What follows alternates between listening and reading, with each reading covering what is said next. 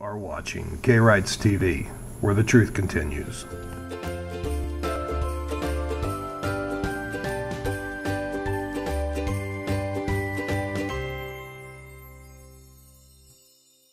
Over the next year, the National Parents Organization will be conducting a first-of-its-kind study of the child support policies in the United States from the point of view of the entire family. Ned Holstein, founder and executive director of the NPO, says that until now, the vast majority of research devoted to this topic has focused only on the well-being of the custodial parent.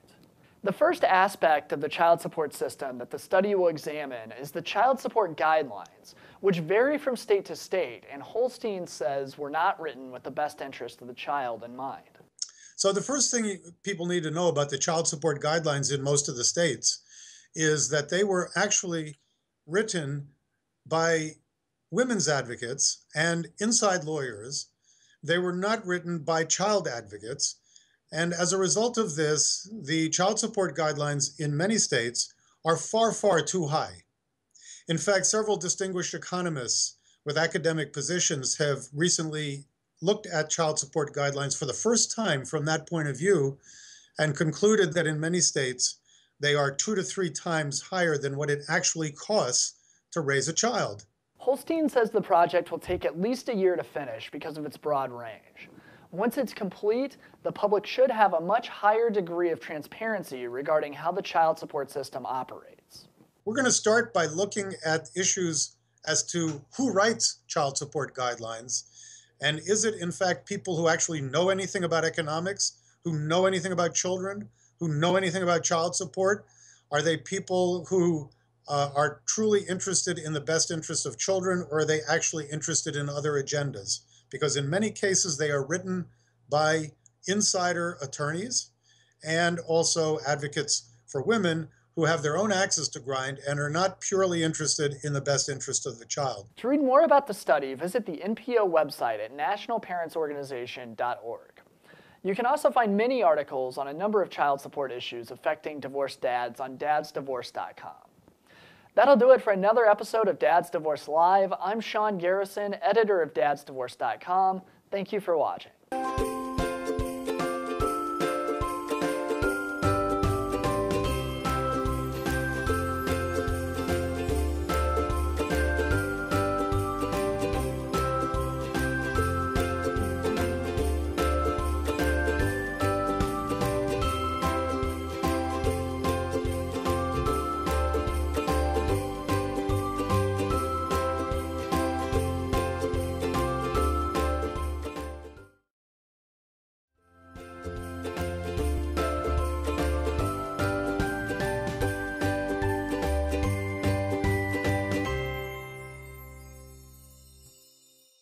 For years, domestic violence has been treated as an issue that only affects women. Unfortunately, that perception contributes to a lack of resources for millions of men who face intimate partner violence. Philip Cook is one of the country's leading experts on male domestic violence victims and is the author of the book Abused Men: The Hidden Side of Domestic Violence. He says that an objective look at the data reveals that nearly as many men face intimate partner violence as women. Certainly the truth is that the numbers are rather startling, actually, according to the Centers for Disease Control in the most recent national survey. 5.3 million men and 4.7 million women reported physical violence by an intimate partner within the past year. There were slightly more men than women in that last reporting period. Overall, over a lifetime, it was 35.6% of women and 28.5% of men. Cook's book was released in 1997 with a second edition published in 2009. Although men still face many unique challenges when confronted with domestic violence, Cook says more shelters and hotlines have started offering help to both men and women over the last 2 decades. He's also noticed major changes in the attitudes of the general public regarding male domestic violence victims. There's some signs of encouragement, I would say. Really a national poll of, general public perception has never been done. But my estimation is that there is a rather large encouragement increase in the numbers of general public who are aware that indeed males can be domestic violence or intimate partner violence victims as well. To read more about the issues facing male domestic violence victims, make sure to check out dadsdivorce.com. That'll do it for another edition of Dad's Divorce Live. I'm Sean Garrison, editor of dadsdivorce.com, and we'll see you next time.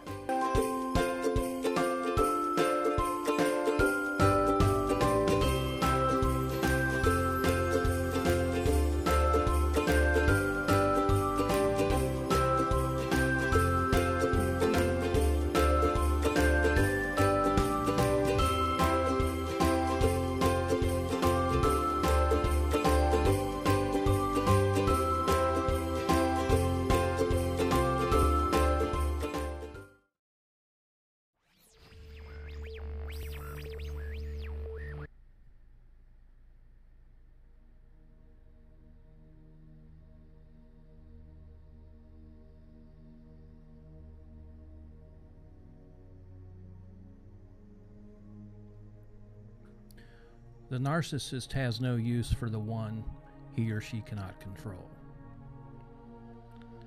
Narcissists hate free spirits, the individual who is an individual, the man or woman who is able and unafraid to think critically, the person who is in touch with his or her creative side, basically anyone who is halfway capable of thinking and dreaming for themselves will be despised by the narcissist.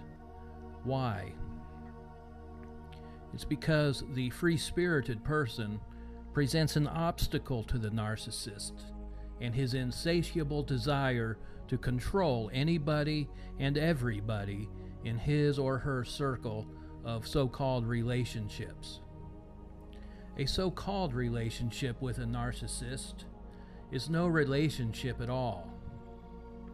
There's nothing mutual about it. It is a form of slavery. It is master to servant. It is superior to inferior. It is controller to controllee. It's not much different than the relationship a farmer has with an ox, a rancher has with a horse, or a machinist has with a press. If you provide the narcissist in your life the control they desire, they will be more than happy to maintain a, quote, relationship with you. If you do not give the narc in your life the control they desire, expect to be the target of their rage, or if you're lucky, abandonment. I say if you're lucky because many narcs seek to destroy the ones that they cannot control.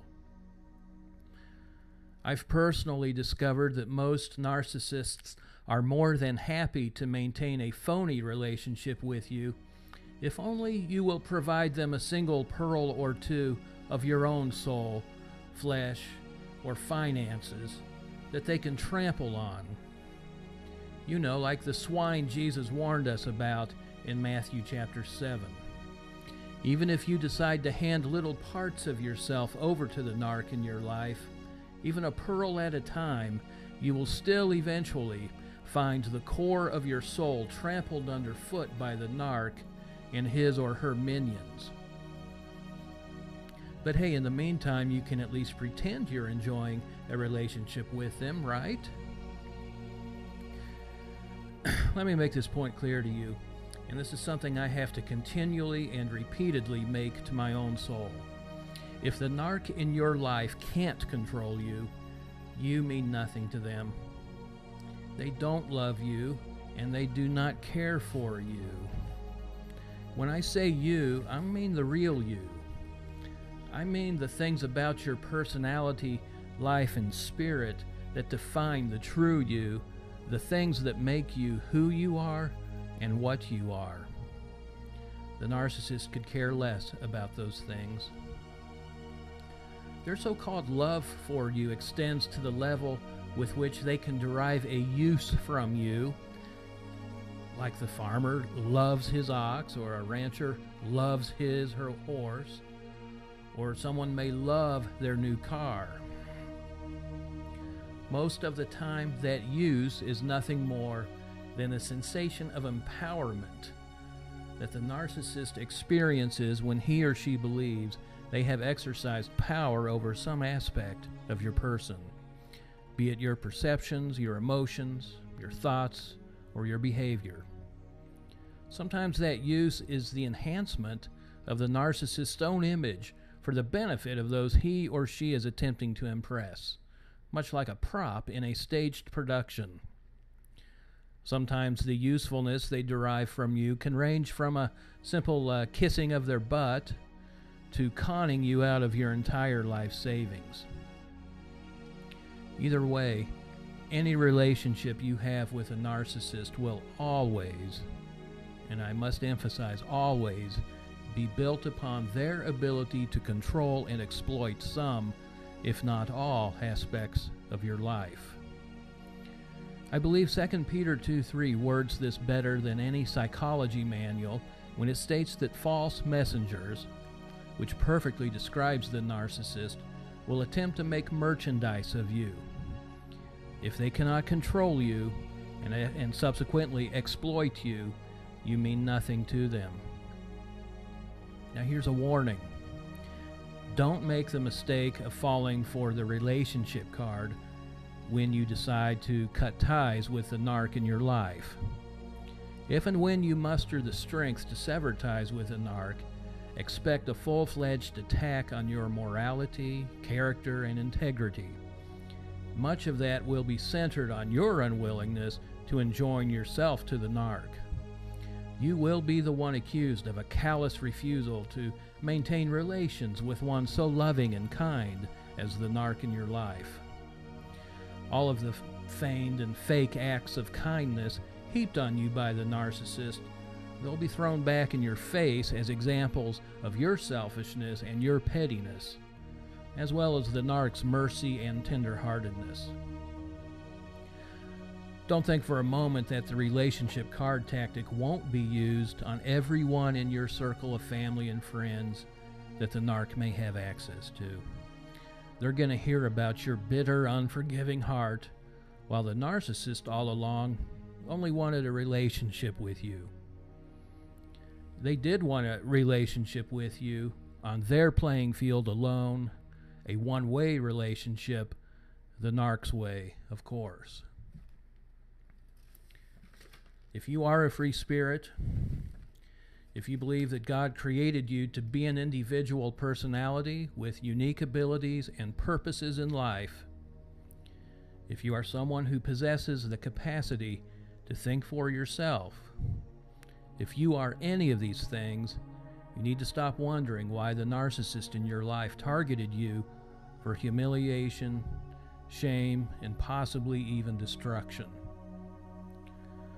Or if you're fortunate, stop wondering why the narcissist in your life simply discarded you like yesterday's rubbish.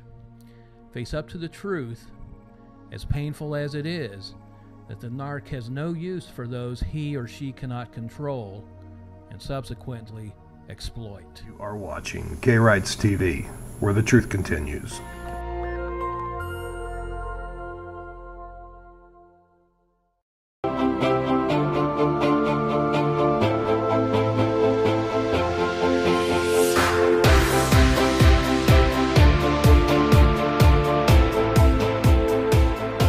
Hey, it's Ryan Thomas, and welcome to Life of Significance, where we step out of the struggles and into the impact that we can make. And on today's show, we're talking about how to find your identity during emotional trauma. You know, when we have rejection, when we have deep emotional pain, whether it be divorce or loss or parental alienation, it sort of consumes us and it makes us define who we are as a person, and we want to take back our identity in moving forward. And so today joining me is my co-host Pete Smith.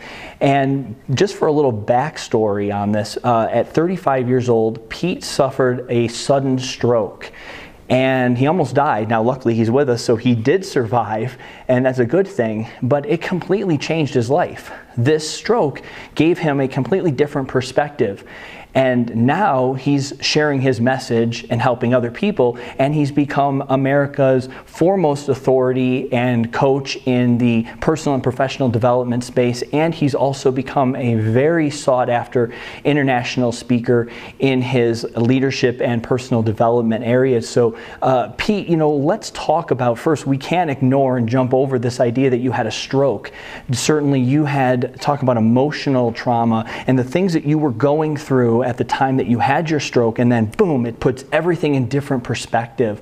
Talk a little bit about that experience and what that did to your identity before you had the stroke and then after the stroke. Yeah, sure. So it was interesting because I was someone that you would never have expected to have had a stroke. I didn't have the typical symptoms. I don't have high blood pressure. I'm not overweight. I wasn't the age. I don't have family history of it. So it was really out of the blue.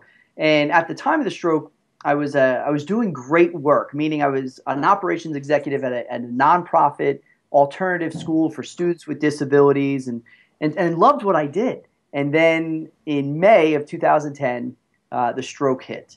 And it just rocked me at my core, obviously, not just because of that experience, but because of a very specific time frame within that stroke experience was that time when I heard my body begin to shut down.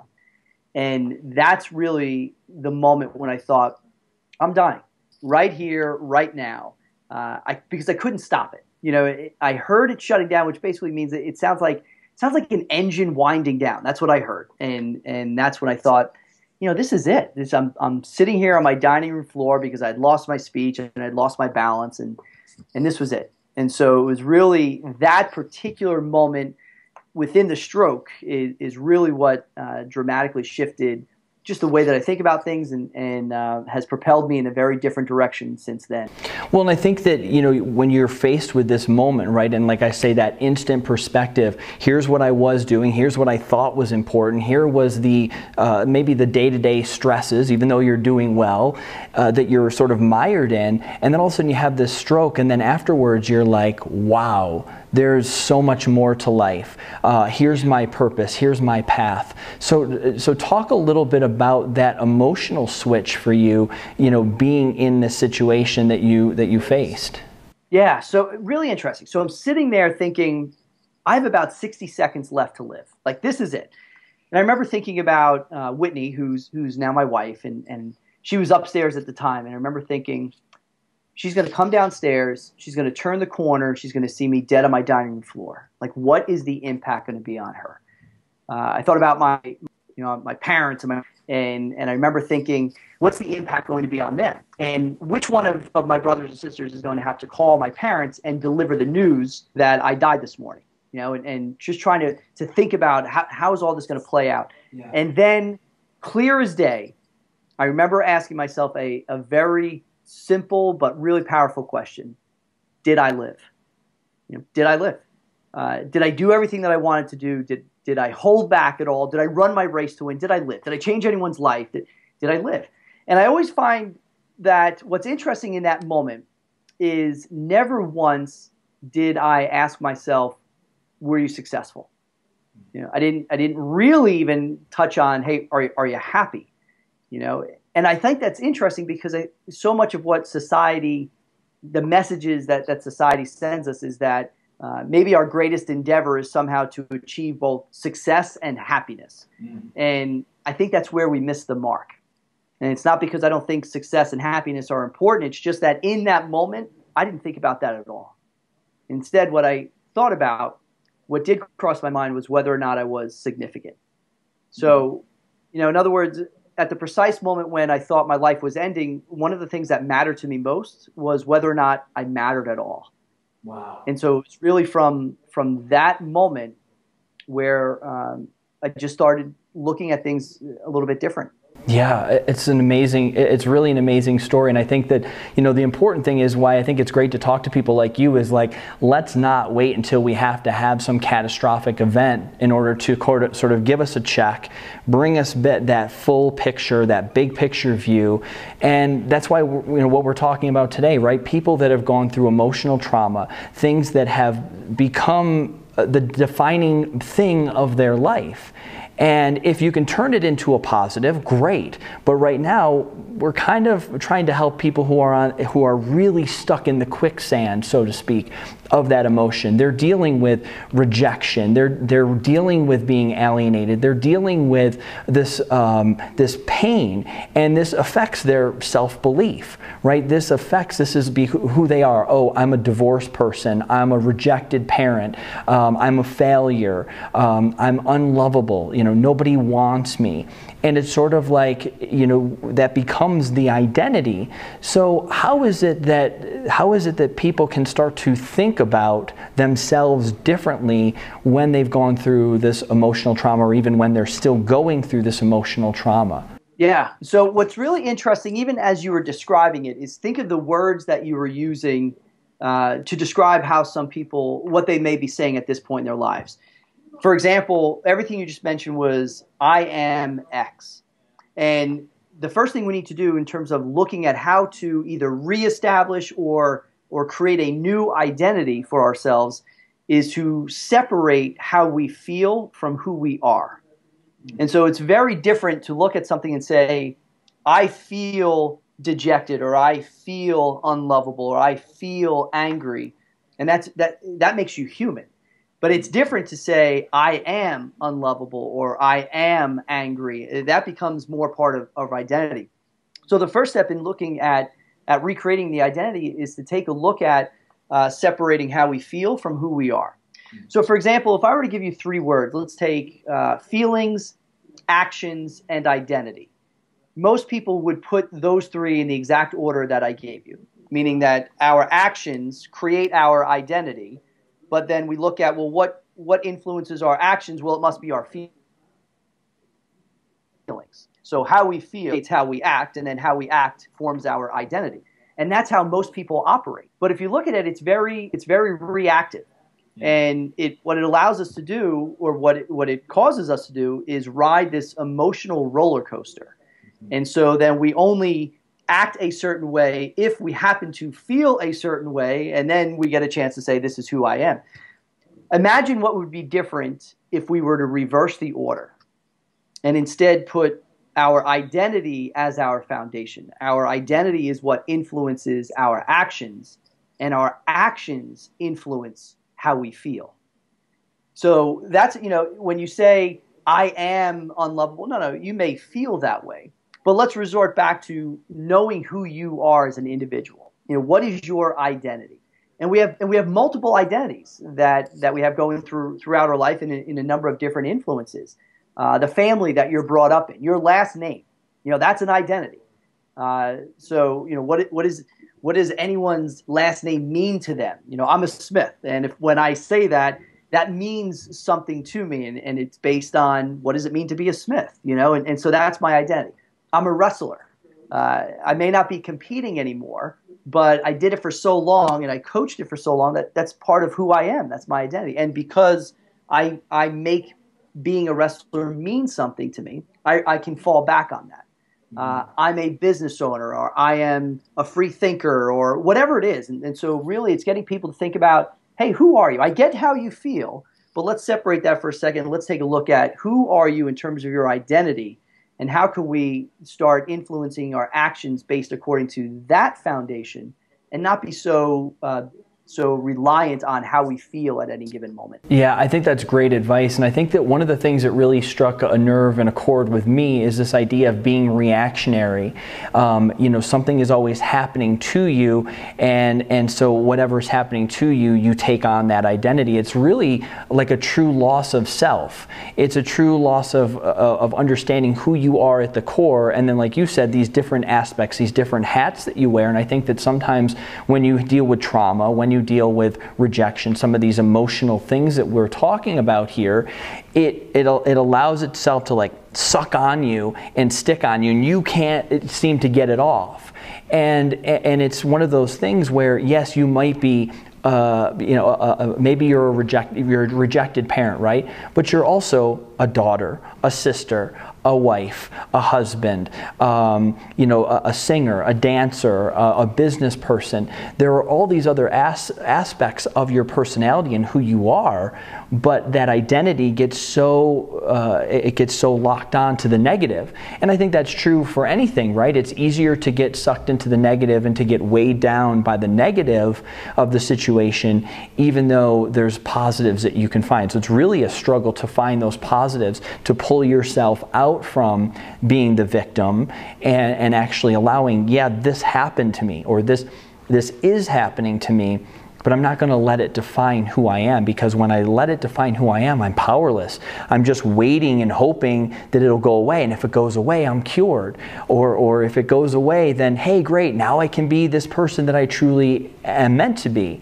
And I think, to your point, is identifying and focusing on those other aspects, bring that identity forward. That's what's going to help you fend off these other things that happen to you, these other situations and emotional things that happen to you. Like, that's what's going to help you get through it. One of the most common words that I hear pretty frequently is this idea that I'm a victim.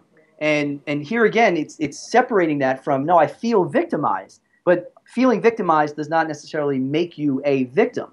See, the danger in saying something like, I'm the victim, is that that's the lens that you adopt as who you are.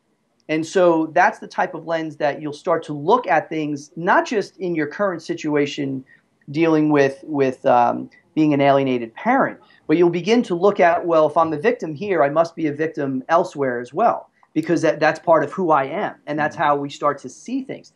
So it's crucial that we step back from that and recognize, no, I can feel victimized in any particular area, but that doesn't make me a victim. Now, the other thing about identity is there are a lot of people who will gladly tell you who they think you are. Oh, you are this way or you are that way. And so it forces us, again, to go back to recognizing, do you know who you are? Because there are plenty of people who will gladly share who they think you are, right? And so it's really important to stand your ground and say, no, this is who I am. And then finally, regarding identity, recognize it's just simply a matter of choice. Right? We always have choice. You choose who you want to be. Choose who you want to become. And even if your identity was such where you're not happy at this point in your life, change it. Change who you want to become by simply choosing. What does that look like? Who do I want to be? I want to be resilient. Great. I'm resilient. Now we start acting resilient, and then I feel resilient. I'm courageous. Well, because that's who I am, now I'm going to start acting courageous, and then lo and behold, I feel courageous. So, it's really important to establish that identity and recognize it's just choice. And who do you choose to be? And then start acting your way into that identity if you're not there yet. Yeah, I love this idea, and I think that, this is, to a lot of people, this idea that they can choose, even though these other things are happening to them, is hopefully a light bulb moment that you can actually choose to pull yourself out of it, and it doesn't negate the fact that these things happened. It's not like you're trying to pretend that it didn't happen or that it's not real, but it's actually just allowing yourself to say, yeah, but I'm not going to let that be my life. I'm not going to let your label influence how I think, how I feel, how I live my life, because as you know, time is ticking, and we think we have all the time in the world. Oh, I'll enjoy this later. I'll go and do these things, somewhere down the road. Tomorrow's never promised, right? We only have today. Now, when we come back, I want to just talk about the idea, because I think there's a lot of people who are probably listening to this going, this is really interesting, but I got this really bad thing. Like, Pete, I get it. I hear what you're saying, and you and Ryan are kind of going back and forth, but you don't understand. Like, this is really serious to me. So I don't know that it's just as easy as changing. So I want to dig in just a little bit deeper on those people that have very real and valid challenges that they're dealing with, even beyond emotionally. So when we come back, we'll dig into that. Stay with us. We'll be right back on Life of Significance. Do you wish you could understand your alienated child better and how they think? Alienated children are like puppets on a string. In my book, The Alienated Mind, I give a complete breakdown of how the parent is stripped of all influence and completely dehumanized in the mind of the child. and how the alienator can transform a loving child into someone who says and does hurtful, awful things. And I would know because I was that child. Understanding your alienated child better will help you reach them. The Alienated Mind, a new book and audiobook available now. Want specific advice from Ryan Thomas on how to handle your specific situation? Join Ryan's Reunite group coaching call and private Facebook community and get support and guidance from Ryan and others in a safe environment. Right now, for a limited time, you can join the Reunite group coaching calls and community for just $1 a month. And remember, you don't have to go it alone. And welcome back to Life of Significance. I'm Ryan Thomas along with Pete Smith, and today we're talking about how to find your identity during emotional trauma. And so we've talked about ways that you can actually begin to say, yeah, that happened to me, but I'm not going to let it define me. I'm going to create and find those other identities, those other things that make me who I am, instead of just being sort of locked on to the worst possible thing that's happening to you. And so what we were talking about before the break is, okay, this is great, but some of these things that have happened, you know, oh, I'm stressed out, oh, I'm rejected, oh, this didn't work out. But there's some people that are going to say, that's true, and those are my emotions, but like the reality is, I was married, now I'm divorced, I'm living in a 2-bed apartment, what do I do next? This isn't what I envisioned. Or I had a child, I had a relationship with my child, and now the child doesn't want to see me, and I don't have any contact with my kid. Or whatever it is at that specific situation, and they say, yeah, this kind of, I love this idea, but it goes even beyond emotions, like we're talking about very real things. How do we bridge that disconnect so that people can truly hear this message and say, yeah, that's happening to me, but I'm not going to let it be who I am? Right. Yeah, and I imagine that a lot of times we think about this concept of how do I bounce back, right? How do I rebound and how do I bounce back? What's interesting to me about that is a lot of times people misinterpret this concept of bouncing back as this happened to me, but now I get back to where I was and I'm able to brush it off. And that is just not possible. So when we talk about being resilient or about bouncing back or rebounding, it's getting back to a place where we recognize that we may not be exactly the same as we were, and yet it's still a commitment and a decision to move forward. So, you know, I may get a cut and my skin heals, but I have the scar. And so I don't stop living. I live life with the scar. I absorb it. It becomes part of who I am, but I get to choose what influence it has on my life, right? And it's kind of the same idea.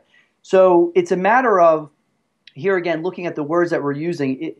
We could say, yeah, I was this way, but this happened to me. Now I'm living, to your point, in a 2-bedroom apartment, and now I can't do anything. Instead, what if we looked at it from a yes and perspective? And that's what bouncing back is all about, is looking at, yes, this happened to me. It's not ideal, and now I'm going to look to see where else I can do something different. So we're constantly moving forward, but it's not to minimize or to dismiss the things that have happened to us. You know, this isn't pretending like, hey, it's no big deal. No, this is very much accepting what has happened and the hurt feelings and the difficult, challenging situations that we're in, and yet still continuing to move forward. Yeah. So, we want to take a look at that as well and make that an important piece, that it's not brushing aside everything that's happened. It's learning how to incorporate what has happened and then still move forward. It's just really kind of, the word that popped into my head is like owning it. Like, yeah, this happened to me. Yeah, maybe I played a part in it. Maybe I didn't. Maybe something blindsided me, but it happened. I'm going to own it. Try to figure out what I can do. It's like you said, what's next? Okay, now that this happened, now that this situation maybe I'm even still involved in, what can I do? And the best thing that's going to get you forward is to actually take care of yourself and to rebuild yourself, is to rebuild that self-esteem, that self-worth, that identity that says, you know, I can get through anything. I've been through this. I've been through the fire. I'm battle tested. I can do this now. I can do this and also find ways to be happy and fulfilled, because life is short and I've got to make a significant impact somewhere in life. And maybe it's not in the way that I want it to. Maybe I envisioned something happening, but but the impact is going to be something over here. Yeah, and that's a big piece of it is that word how.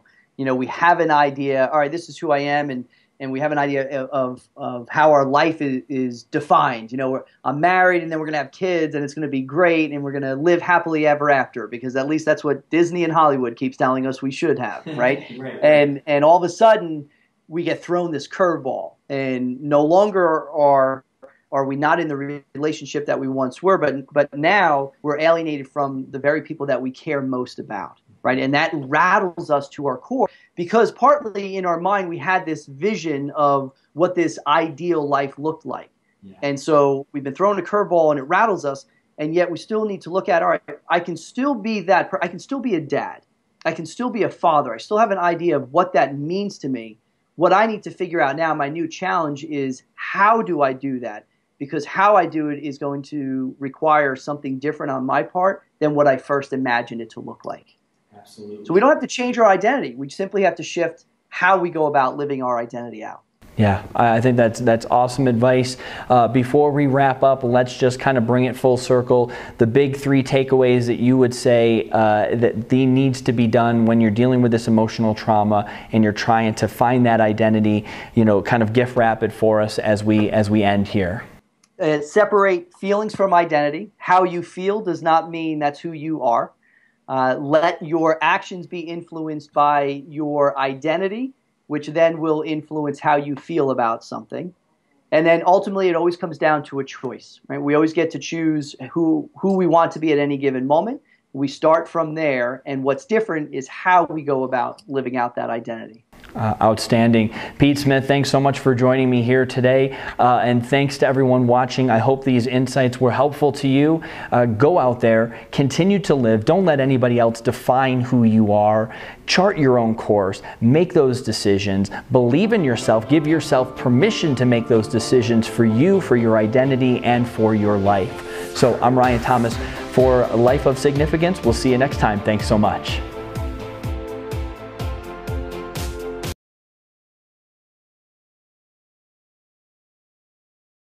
Are you ready to take massive action and create your own step-by-step action plan to reconnect with your alienated child? You might be interested in checking out my 5-week online video training program, The Reconnect Formula.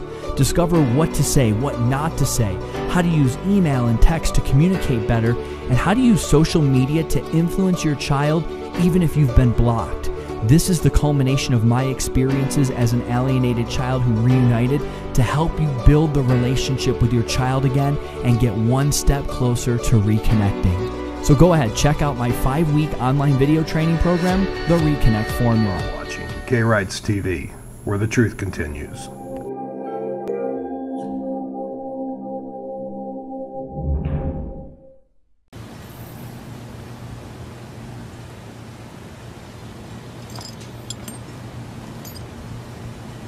Everything happened so fast.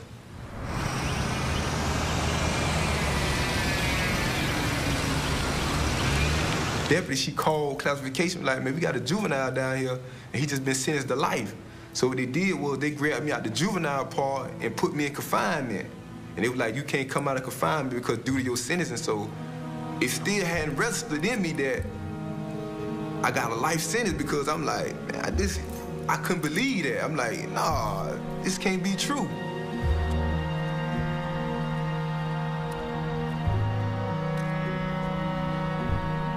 They was like, well, Mr. Young, you know, you're not going home no more. You're gonna die in prison. I'm like, who gonna die? I ain't dying in prison. So I was in denial of that because it happened so fast. It's just like, one day I'm 15 years old and I'm in society, then the next, I'm out, and you telling me I ain't gonna never go home?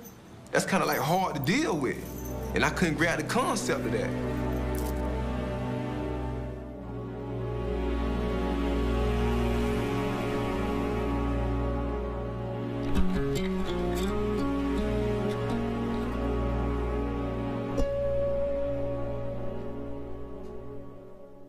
Kenneth Young, he was 14 and 15 years old when he's charged with 4 life without parole sentences here in Florida. So that means for all purposes, theoretical and practical, Kenneth is condemned to die in Florida prisons.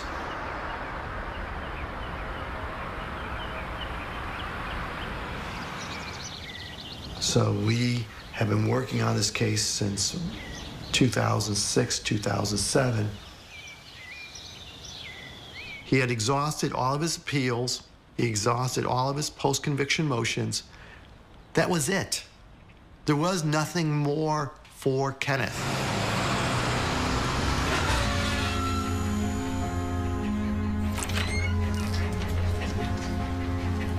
Good morning, Ms. Williams. How are you?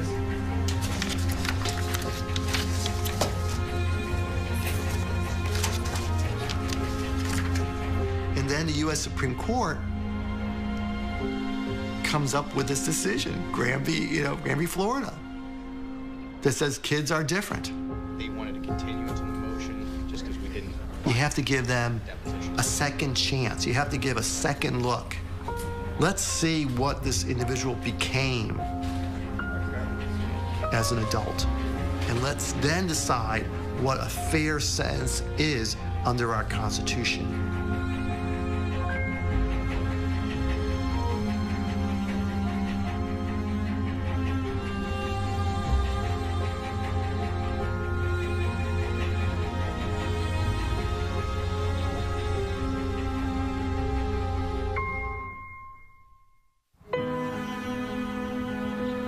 Florida lawyers were litigating this in Florida courts for years, saying that it violates the Constitution. And the Florida judges uniformly denied it.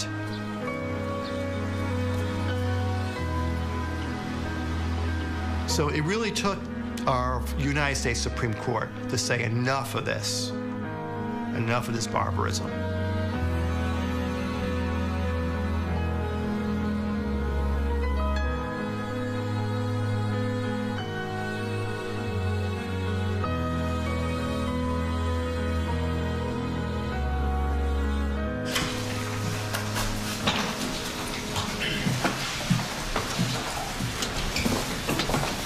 Good afternoon. We're here on the case of Kenneth Young. He's here for a resentencing. I'm ready to hear from both counsel. What I want to say is kids are different, but Kenneth is exceptional in that difference. So in order for Kenneth to be released now. We are here today seeking a second chance for Kenneth Young. Kenneth was 14 years old at the time of the first offense, and all 4 offenses occurred within a 30-day time period. What the state must do is give defendants like Graham some meaningful opportunity to obtain release based on demonstrated maturity and rehabilitation. We're going to show today that Kenneth Young has demonstrated maturity and rehabilitation. And that is what the heart of this resentencing is all about.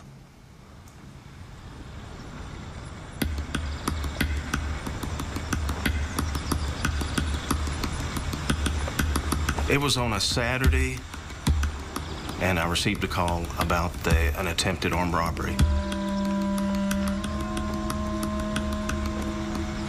I went to the Comfort Inn and started taking statements. I heard the door open. So I saw a gentleman coming in, and I saw another gentleman behind him. I knew it by their entrance that this is not going to turn out to be good. He was going into the hallway. Where's the restroom? And I said, the restroom is on down that way. And in the meantime, one of my coworkers rose up, was walking to the same area, and they both ran into each other. And when I heard the Rosa screaming, I tried to come on a back area to see what's going on, what happened to her. And at that point, that person was holding her and pointing a gun on me. Somehow Rosa managed to run and try to go get some help.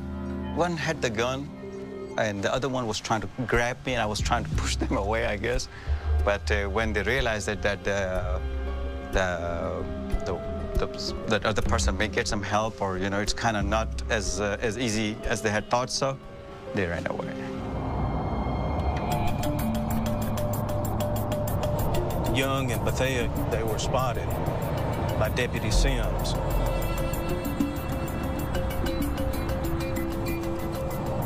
They took a left onto a dirt road, and as they came to the dead end of the dirt road, he had to make the stop. Deputy Sims exited his car with his shotgun ready to take action if needed, and once backup arrived, they were both handcuffed and secured. I conducted an inventory on the vehicle, a green in color Chrysler Sebring. I recovered the following items as evidence: a .38 Colt Special revolver with 6 unfired Winchester bullets still in the gun, $472, some necklaces, and also recovered from the vehicle was a VCR recorder. I could see that there was a VHS tape still inside.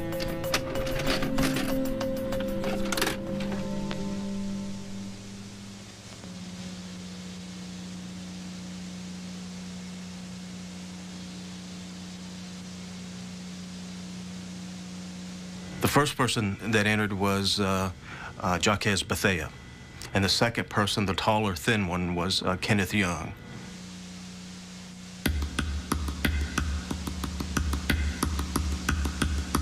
I was very concerned. I didn't know what had happened. I didn't know if something happened to the clerk. It may have been a homicide. And I needed to find where this occurred at.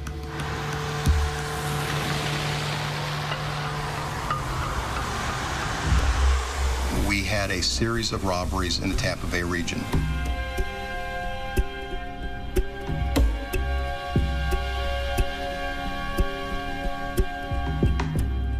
It was very violent. Over the counter, very vocal, in your face, guns to the head, putting people down on the ground. Our victims told us in all of these robberies that the most vocal one was Bethea. He was the older of the two. He was the one with the firearm. I'm not sure if Kenneth Young knew the consequences, quite frankly, at the time. But at that age, they really don't.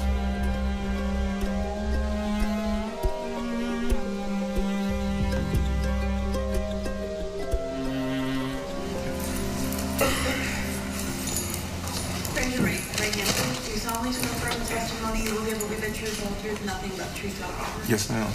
All right, sir. Good afternoon. Please give us your name, sir. Good afternoon. Kenneth Young. First and foremost, Your Honor, I want to take the time out and say I take full responsibility for my actions and my role in these crimes. I have lived with regret every day as a civilized human being for these crimes. I have been incarcerated for 11 years, and I have taken advantage of every opportunity available for me in prison to better myself. I have been a model prisoner while being incarcerated. I have been in educational programs. I have taken care of elderly inmates. I have worked with mental inmates. Also, I have learned that the condition of your mind creates the condition of your ways. So I strive every day for good standards. I am no longer the same person I used to be. I have people who believe in me, and most of all, family who supports me. 1 Corinthians chapter 33, verse 11 say, when I was a child, I thought I was a child, but when I became a man, I put away all childish things. I want to turn around and apologize to my victim for what I did. I take full responsibility, and I apologize for that. Thank you, Your Honor. Look, Kenneth Young, he was with Jacques Bethea, a 24-year-old. They go to separate trials. Kenneth receives 4 consecutive, one after another, life sentences. Whereas Bethea, he received 1 concurrent life sentence. So he received less of a penalty than Kenneth. And we find that around the country, that these juveniles many times are being punished much harsher than adults. It's heartbreaking to me the way we've gotten comfortable demonizing children, mostly kids of color. We don't feel in any way socially constrained or morally constrained. Talk to the cameras. Brian Stevenson, Director of Equal Justice Initiative, and we don't think there's any dispute that to say to any child of 13 that you are only fit to die in prison is cruel. And we believe that the Constitution prohibits that kind of punishment and that this court should enforce that in this case. What about the argument that... You know, my work with young people in prison and adult prison really began representing people on death row. The United States permitted the death penalty for juveniles until 2005.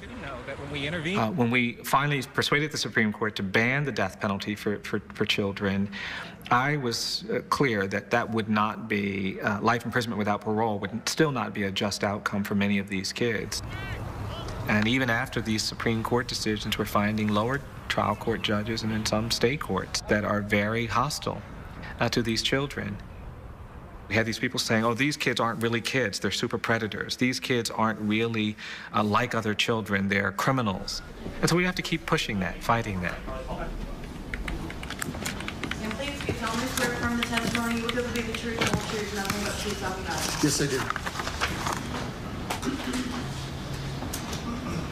Now, based on your evaluations, what is the psychological significance that Kenneth was only 14 and 15 years old at the time of the offenses? Juveniles are different, one, in terms of their susceptibility to persuasion and their ability to be led by others. Second way they're different. Adolescents take less of a concern and are less able to understand others' perspectives. They're more self-focused. And many people who have adolescents kind of realize that during their teenage years. What is the significance of Kenneth's young sister and mother and aunt maintaining regular contact with Kenneth while in prison? One of the risk factors for reoffending is this kind of emotional detachment. You can't sympathize or empathize with people, so who cares? Why not Did you offend find any against them? emotional detachment with Kenneth Young? I didn't find that.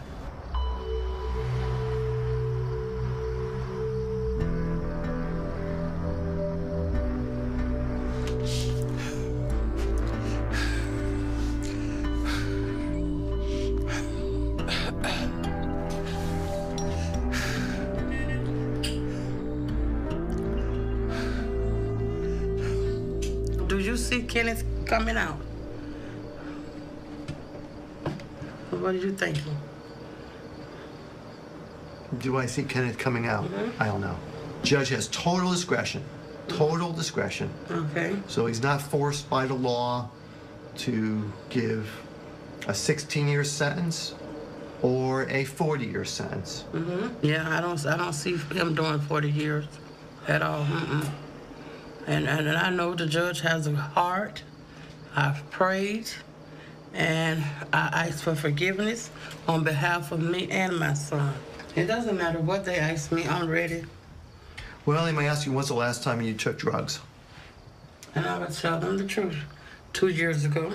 And I had one relapse. Yeah. And you purchased drugs from Jacques Bethia? Once upon a time, I sure did.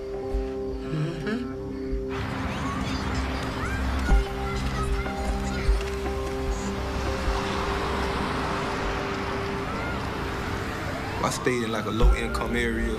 That's the environment I was brought up in, low income. You know, so drug dealings and, you know, robberies occur. You have all type of stuff, just low-income area. Everybody trying to like do what they do. Sometimes mama locked me and my sister in the room and she just be gone.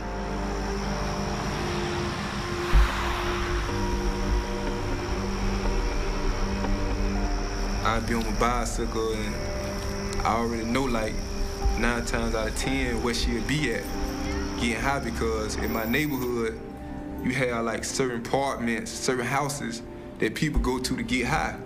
And I get on my bicycle and I try to pull her from around there, tell her come home, take a shower, eat, stuff like that, you know.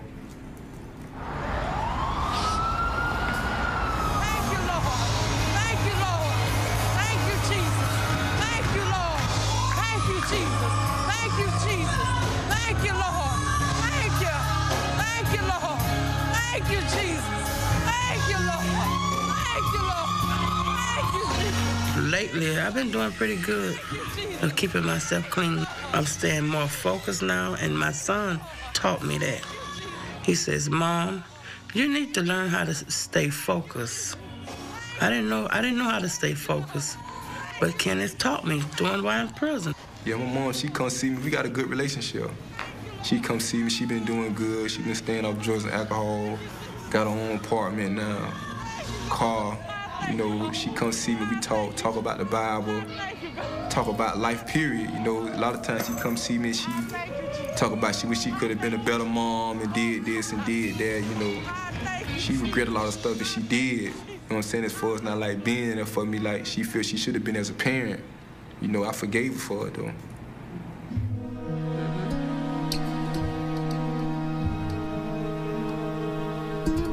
I believe that every person are more than their worst act. Somebody tells a lie, they're not just a liar. If they take something that doesn't belong to them, they're not just a thief. Even if you kill somebody, you're not just a killer. We don't punish crimes, we punish people. And so what's a just punishment? Is it just to take a 13-year-old child and put them in prison and condemn them to die there? And that's the kind of conversation that's hard to get at in a country that has been corrupted, in my judgment, by the politics of fear and anger, where everybody wants to be tough on crime and everybody is afraid to be seen as sympathetic, compassionate, merciful to people who've committed violent acts.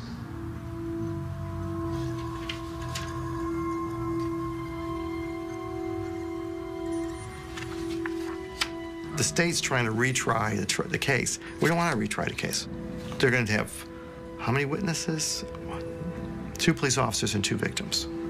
So that's 4 plus a letter they're going to read. So, and all that's all going to be Kenneth willingly participated in these crimes.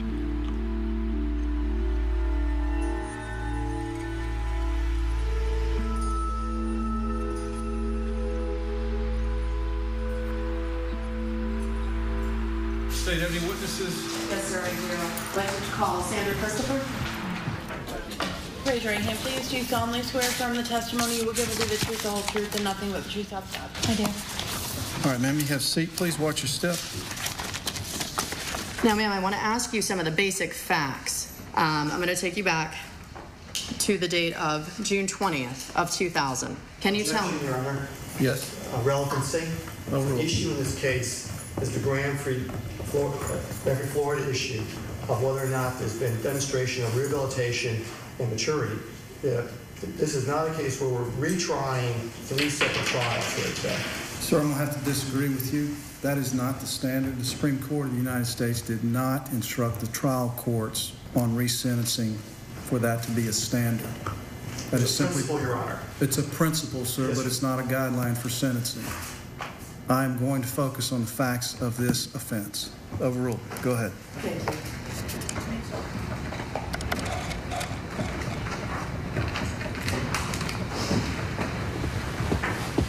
Ms. Christopher, that's a picture of the gun that was pointed at your head. Looks like a similar one, yes. How long was the gun held to your head?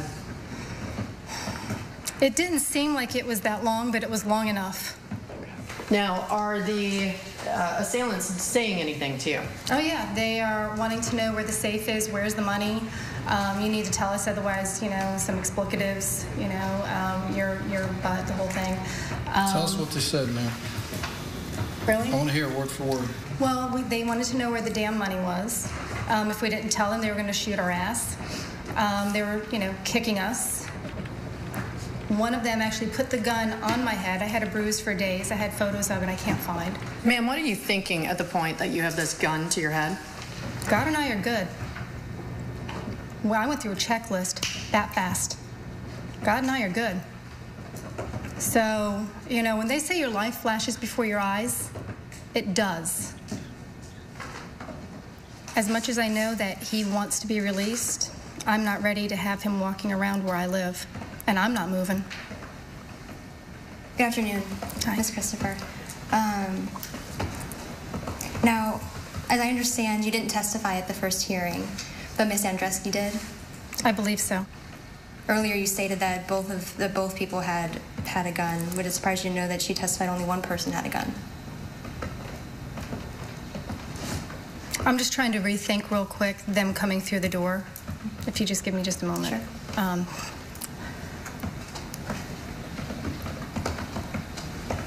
And actually, no, that wouldn't surprise me.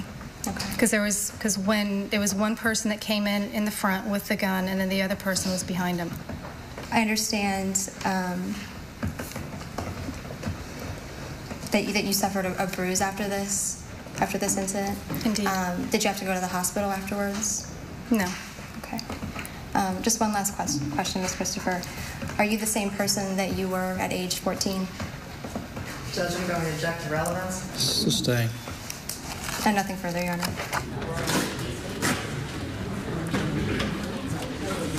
Kenneth was always lumped into the same type of person that Bethia was. That he played just as much of a role, that he was just as much of a leader, that it was just as much his idea as it was Bethia's. And I just don't think that was the case, you know? I mean, you have a 24-year-old hanging out with a 14-year-old, and, you know, he owned the gun, he owned the car, he had an extensive criminal history before this, and so I wanted to make sure it's very clear that their roles were different.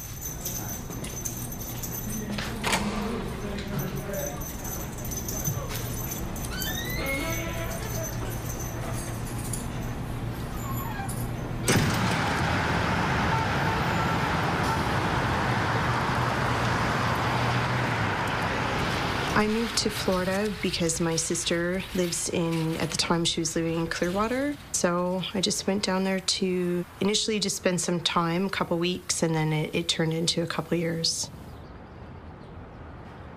So it was the year, it would have been 2000 when all this shenanigans happened.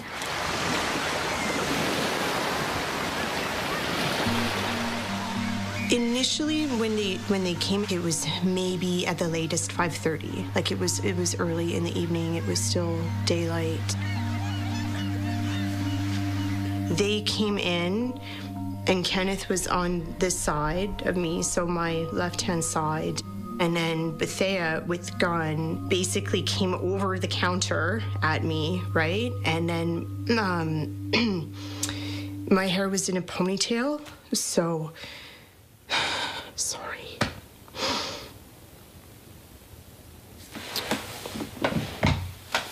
He grabbed me by the back of my hair and stuck the gun to my head.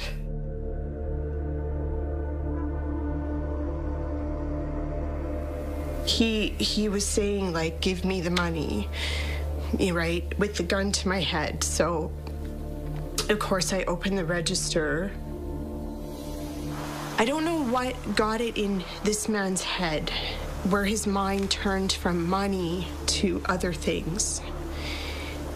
But he started to say like, I'm gonna rape this bitch.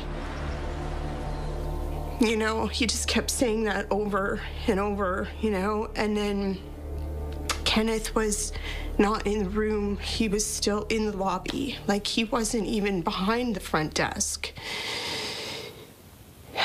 So Bethia kept saying that, and he came to the doorway, and he said, you can't do that. We have to leave.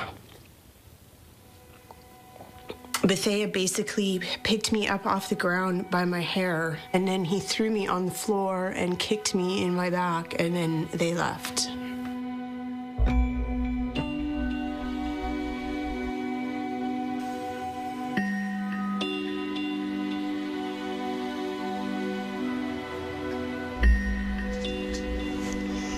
All right.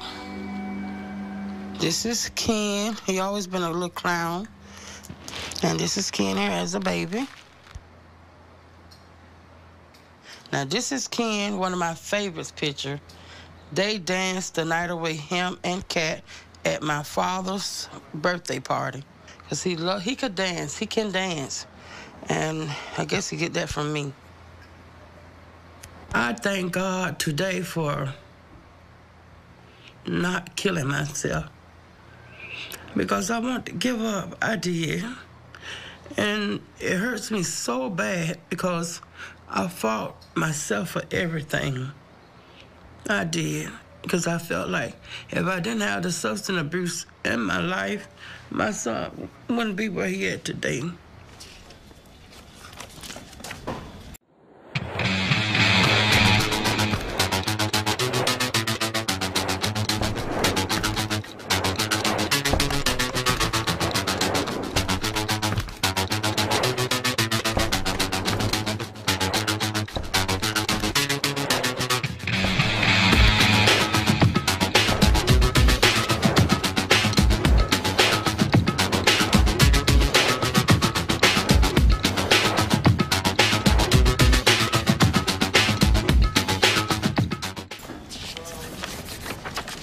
Sir, today, is it your testimony that you were forced to commit these armed robberies back in 2000 because Jack Bethea had threatened your mother's life for your mother supposedly stealing some dope from Bethea? Absolutely, ma'am.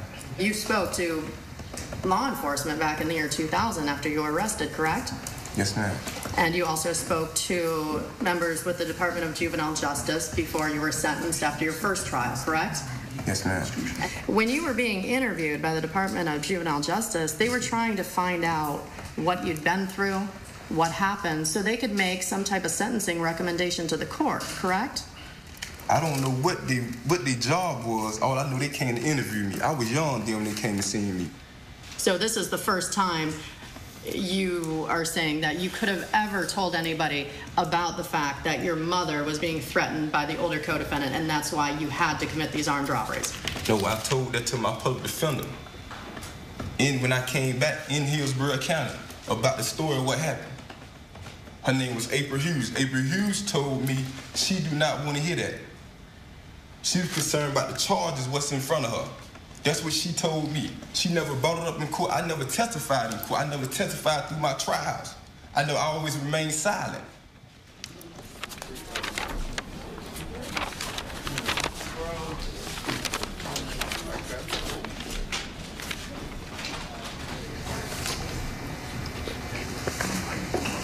Do you take any responsibility, sir, for the commission of these crimes and the effect it's had on the victims? Yes, ma'am, most definitely. But would you describe yourself as an active participant in these crimes or somebody that took a backseat role? I take full responsibility for my role in these crimes, and I live remorse and regret for what I did to the victims. But it's your testimony that the only reason that you ever committed these crimes is because you were threatened and your family's life was threatened by the co-defendant, Bethea. Exactly. Judge, I don't have any other questions at this time. All right, counsel, do you have any questions? No questions, Your Honor. All right, thank you, sir. Thank you, sir, Your Honor.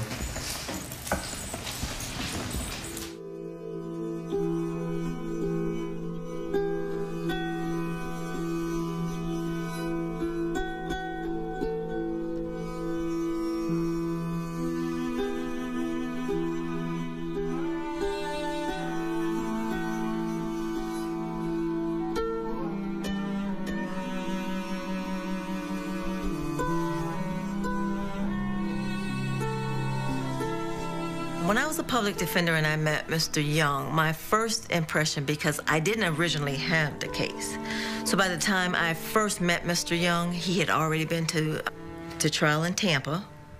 I can tell you that my conversation with the state attorney's office, from their perspective, if we had gotten the case first, they were going to use, if possible, Kenneth against this other gentleman because they thought that due to the age disparity, that maybe this guy did have a lot of influence over Kenneth's actions. But unfortunately, we did not get Kenneth first. The other counties got him first. And so the damage was already done as it relates to the sentencing.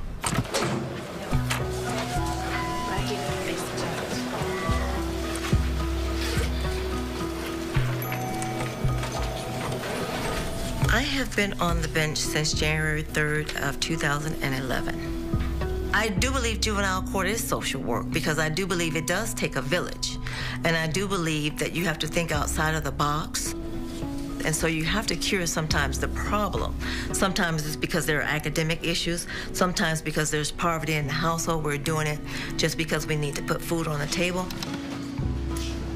Mr. Perry. Right here, Mr. Perry. Come over here so I can see you. Right there. How are you doing this morning, Mr. Perry?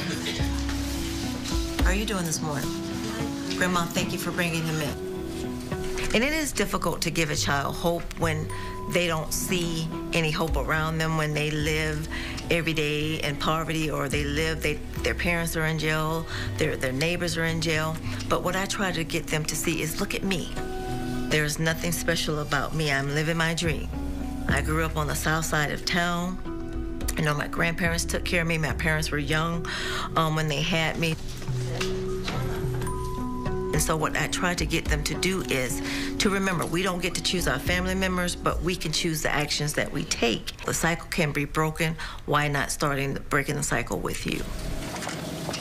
If you are sympathetic to the people who are victims of crime, as I am, then there's no population more deserving of our help than the kids who have been sentenced to die in prison for crimes they've committed. If I look at that population, they'll be some of the most victimized people in our society. These are the kids who've suffered physical abuse and sexual abuse and neglect and torture and mistreatment and poverty and malnourishment and all kinds of mental health problems with no help and medical problems with no help. And no one's done anything. That's the population that we're talking about. And if we respond to them in that way, then I think we come up with very different solutions than life imprisonment without parole. Why is it significant that Mr. Young has only one disciplinary report in his time in prison? I had a hard time believing it. At the time Mr. Young went into the prison system, he was what's referred to by both staff on the compound and other inmates as a jitterbug. They come into the prison system and they feel intimidated by the older inmates, and they feel they have to prove themselves at every turn. I think the first thing I asked him was, how did you make it 11 years with virtually no discipline? And he said that by just continually asking for programs and chances. Nobody's handed him a thing. Because of the length of his sentence, they won't give him a GED program. They won't give him any education because they feel it's a waste. Why should you waste this educational effort on someone who's going to be in prison the rest of their life? So he did it on his own. We'll take a 5-minute break. We'll start back at 3:15, please.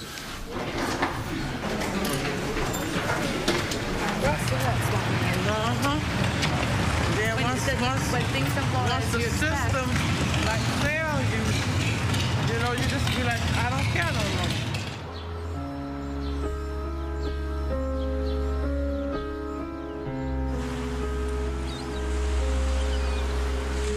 We were the leader in lynchings in the United States per population in Florida. And so in the juvenile system, when we see that it's not a coincidence or an accident that the vast majority of these kids who received life without parole sentences were African American kids.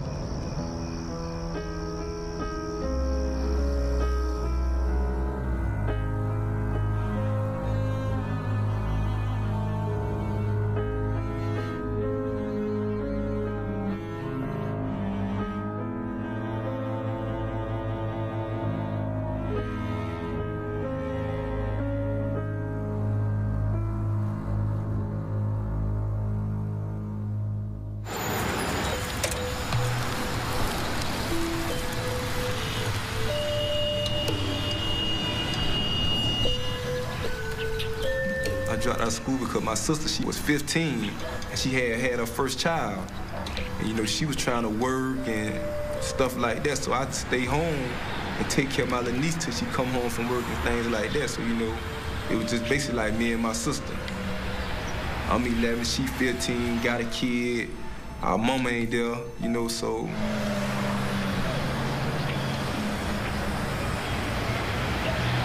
I was a child, but now I'm adult. I really like look back on a lot of stuff and was like, dang, man, I should have stayed in school. Me and my sister could have came up with something better. Now that I'm older this time, I'm thinking. But at the time, I'm 11 years old. My sister 4 years older than me. She 15. She got a baby.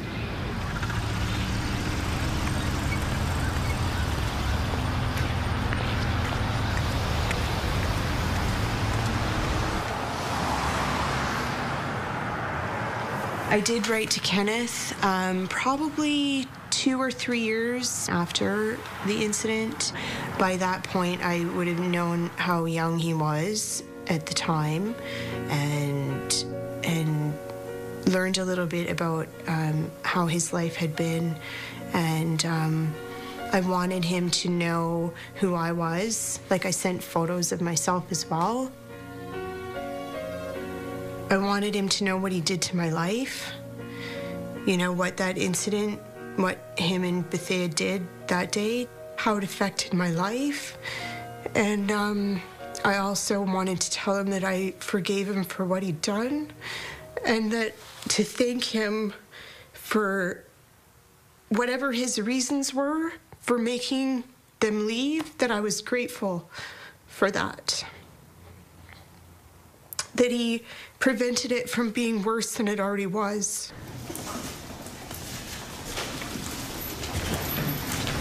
You solemnly swear affirm the testimony you will give will be the truth, the whole truth, nothing but the truth, so help God. I do.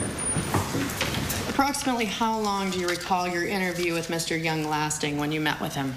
It was a fairly extensive interview going through the process. I'd say at least an hour. He said he was approached by Mr. Bethea because he needed to make money. His mom was a single mom. He needed to provide her with some money when he could, so he agreed to do that. Did Mr. Young say what his role was in that robbery? Oh, his role was, again, as he stated earlier, that he just went in to see if there was to check for cameras, as he put it, to see if there's any surveillance equipment in there. And Mr. Young also stated, too, that he was afraid of Jack Bethea. He did. And that Mr. Bethea had threatened him at one point. Yes. In one of the robberies, Bethea threatened Kenneth Young. He told him that he would shoot him or kill him if he doesn't get, and really get in a hurry to get this money.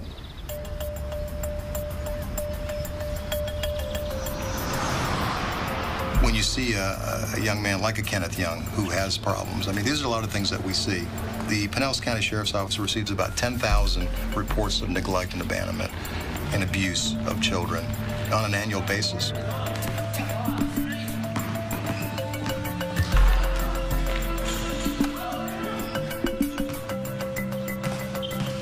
If there's something that we can do with respect to taking another direction, I think we should do that as a society, quite frankly. I'm not sure that 13-year-olds, 14-year-olds need to be in prison the rest of their lives.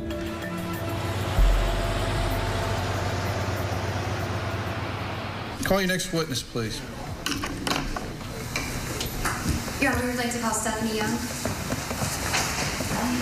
I think she speaks from the heart. That's good, because honesty and authenticity is really what's going to count here. But when she talks about being an excellent mother, and that might not resonate with the judge, given the fact that she was a crack addict. I mean, I think she tried to be an excellent mother. Raise your right hand, please. Do you solemnly swear affirm testimony you will give will be the truth, the whole truth, and nothing but the truth, so help you God? Yes, ma'am, I do. Ma'am, you can have a seat right here, please, and watch your step. Ms. Young, would you please state, just for the record, when was the first time that you used drugs? 1987. And how long were you addicted to drugs? Maybe over 19 years. What sort of role did your parents play in raising Kenneth? They talked with Kenneth. Kenneth knows the 10 Commandments. Did they ever step in if you were having problems keeping your apartment, or? Well, yes, they did. They came and got Kenneth and Ebony. Okay. If I can read my letter to the judge and to apologize to the people that he done the robbery to, it would explain everything. If the judge would give me permission to read my letter. Yes, sir. When was it written, ma'am? This morning. Okay, go ahead. Dear Your Honor, I'm very sorry that I was not more focused on my family because of my substance abuse. But Your Honor, Judge Sleet, now me and my son are asking for your forgiveness. I pray from my heart that the people's peace my son disturbed will find it in their hearts to please forgive my son. I say because if I knew what I know now, I would never have been in the substance abuse. Please, Your Honor, help me put my family back together. Please forgive me. I know as a mother, my son will never come back through your system again. I know he won't come back through your system. Good afternoon, ma'am. Good afternoon. Ma'am, you talked about having some addiction problems, and I understand that. However, you still knew the difference between right and wrong. Yes? Yes, I did. Now, ma'am, you spoke with Dr. Otto. You heard him testify earlier, correct? Yes, I did. And you'd also agree with me that you spoke to Dr. Otto about whether or not you had left Kenneth home for up to a week at a time by himself. Do you remember having that conversation with Dr. Otto? He was not by himself. He was with his sister or a family member. So that would be false if your son reported that to Dr. Otto. And, ma'am, you actually went and met with different officers for his first case. You never told that Jacques Bethea was your drug dealer and that your son was forced to commit these robberies. At the time, I didn't think that was none of his business. And now today, you do want them in your business? Yes, well, yes, I do. Judge, I have no further questions. Ma'am, we need to make your letter a part of the record, please, since you read from it as part of the testimony. Yes, she didn't come all the way straight forth. Here's Your Honor. Thank you, ma'am. I know it was more she wanted to say because when she come see me, she say way more and more deeper stuff than she said in that letter. My mom, she feel like she kind of ashamed. She knows she played a part in me being incarcerated.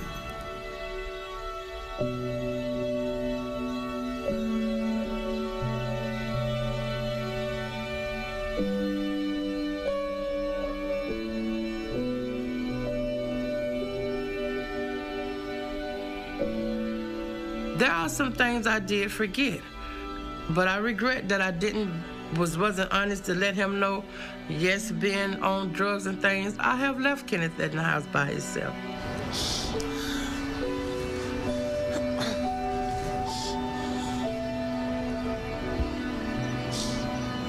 But all I could thank God for, I'm glad my baby being like 2.5, that he didn't walk out in front of no car or anything and stuff like that. And any judge know, children go through strenuous situation having a mom on drugs.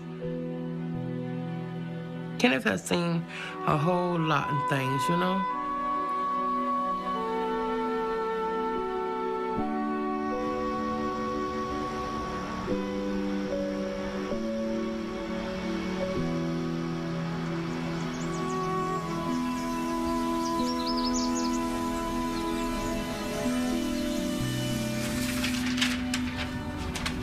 There's no point of keeping him in prison. What's the point? He's been rehabilitated. We can prove that. He's only had one infraction called a disciplinary report in 11 point something years. And that was for not making his bed on a Saturday morning. And my daughter, Anna, I don't know if she's ever made her bed on a Saturday morning. Thank you, seats, come to order. Court's back in session. Okay, I'll hear brief arguments from both sides, starting with the defense, please. What Mr. Young did is serious. People were held at gunpoint, their lives were put at risk. But, I mean, we are here today because the Supreme Court says that kids are different. You know, we heard a lot of facts of the crimes today. We stipulate to that. He was convicted, but it was 11 years ago. And since that moment on, he has worked extremely hard to make himself a better person and realize that he needs to change. Judge, I will let you know that the state of Florida is seeking 40 years Florida State Prison to be followed by 10 years of probation. He's now age 26, and he would be around 50 years old when he would be released, according to my rough calculations. That obviously would comport with Graham. The most recent full life expectancy table indicates that a black male who is currently 26 years old would have an average of 46 years of life remaining. That means that 72 years old is the average age of a death for black males who are currently age 26. Based on that, Judge, we'd ask for the 40 years followed by 10 years. Yes, sir. Your certificates and diplomas that you provided to me in your sentencing, Miranda, I appreciate that, and congratulations to you. But you know what that demonstrates to this court? It demonstrates that the Department of Corrections in your particular incarceration was appropriate and effective. Usually, when I'm sentencing a young man like you, I'll hear it either from you or from family members, please don't throw this young man's life away by sending him to a prison where he's going to rot. If I had $1 for every time I heard that, I'd be a rich man. Now, if I follow your attorney's request to release you today, I might as well just give you the key to the city, a parade, and dinner at Burns. That would be an award, a gift that you will not get from this court. You will not get it, sir, because you do not deserve it. I heard your statement. I believe that you have some remorse. I believe that you've been rehabilitated. But I'm listening to these victims, sir, and I do not believe that this court should rely on your prison conduct thus far. Sir, this is about personal responsibility and accountability. You have no legal basis to play the blame game on anybody else, sir. There's no legal basis for you to blame Mr. Bethea for your conduct in this case, sir. So, on 00CF14744, sir, you're adjudicated guilty, 30 years Florida State Prison. Concurrent with 00CF1112, adjudicated guilty, 30 years Florida State Prison. Concurrent with 00CF15877, you're adjudicated guilty on counts 1 and 2, 30 years Florida State Prison with 10-year minimum mandatory on both. The 10-year minimum runs concurrent. All of these sentences run concurrent. I thought that he would probably see that I had showed from the time I was 14 years old all the way till I'm 26 that I have matured and everything. I thought that that would mean something to him, but he just basically told me that don't mean nothing.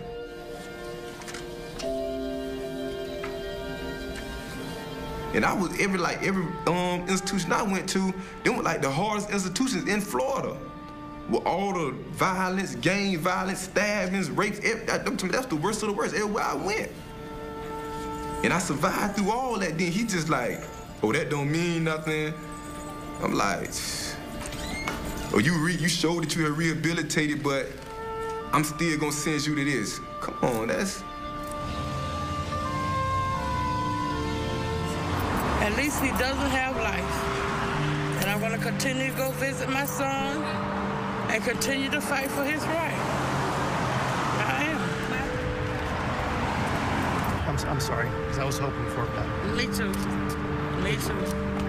You can't let it get to you. You can't be down because you gotta always think, okay, I didn't have this. I was supposed to die here. This is what I was sentenced to. So when you got hope, now you say, whoa, boy, I got a little stretch down the line, but I got hope at the end. I see some light. You know, now you got to take that light that you see and make that light brighter by continuing to fight with your case.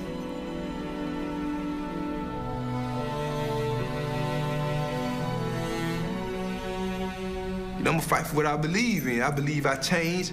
I believe I showed remorse. I believe I matured. I know that I ain't the same 14, 15-year-old no more, and that's what I believe, so I'm gonna continue to fight for that. So, you know, it ain't over. It don't never be over for you till you're in the casket. You know, I'm a firm believer in that. When you hit the casket, then it's over. But other than that, you got hope. You got to continue to fight. It's a process. I understand that. Patience.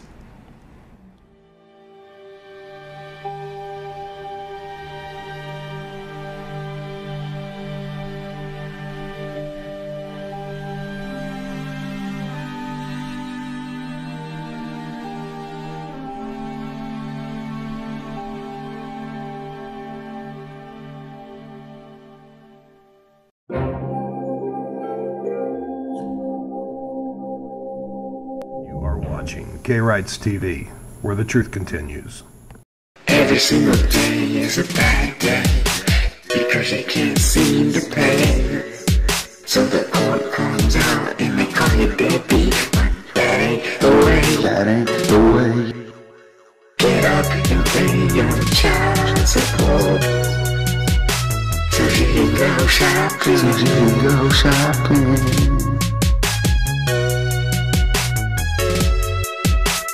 Get up and pay your child support, so you can go shopping. So you can go shopping.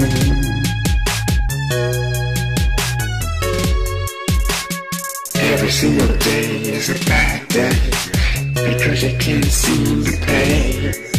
So the court comes out and they call you deadbeat, but that ain't the way. That ain't the way.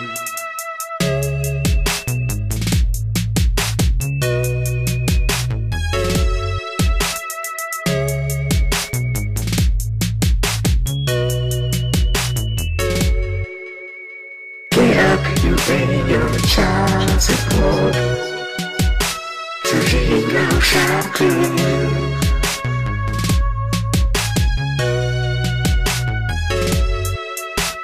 Get up and pay your child support, so you can go shopping.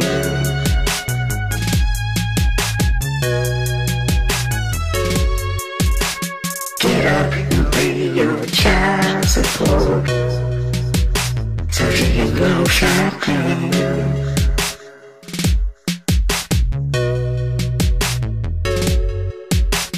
Get up and pay your child support, so you can go shopping.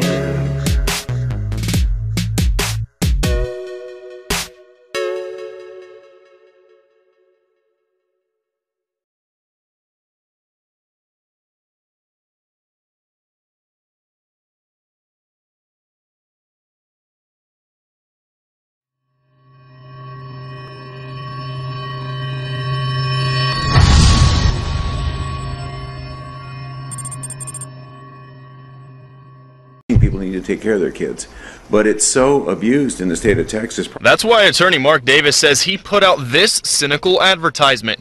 It tells women they can make thousands of dollars per month by working from home if they simply get pregnant, have a baby, get rid of the dad, and then sue him using a free attorney provided by the state. Then it says they can spend the child support money on personal trips, drinking in bars, and expensive restaurants. And guess what? That's legal in Texas. The ad then targets men, telling them it isn't a fair world, and if they want to even the odds, they need to call him and lawyer up. Child support is designed to meet the minimum basic needs of children.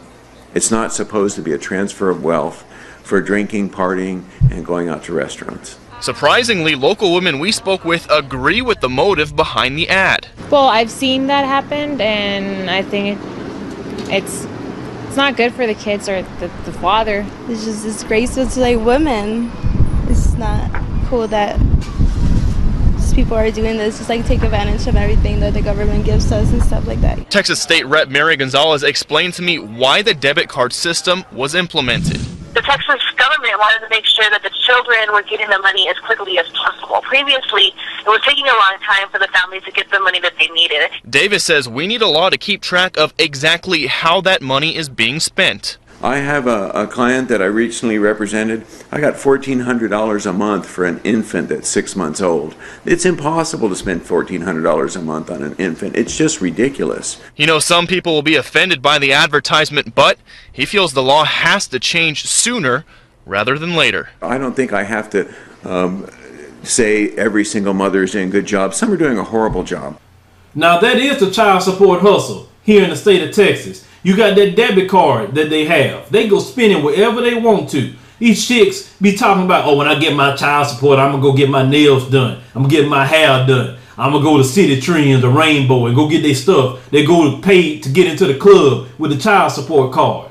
I mean, it is a hustle. And the state of Texas don't do nothing about it. They got men that's paying their child support every single month. Men of all nationalities who is suffering A lot of times they ain't paying their bills behind child support because a lot of times it's unfair because the men don't know their rights. That's a lot of times what happens to men. See, I know my rights. Like when I got my child support changed recently, I fought to do it by myself. I got my own modification because I decided, you know what, I'm going to fight for myself. They're not going to screw me like this. Like, I'm not going to be paying $900 a month child support when I shouldn't be. And that female got mad at me. That female yesterday told me on the phone, well, you know, you just give a measly $450 a month. That's enough. You don't spend it on him. That's all you need. Why you need $900 a month like she was getting? You know, that's what she wants. She wants $900 a month. So she can go trick off all that money? Hell no.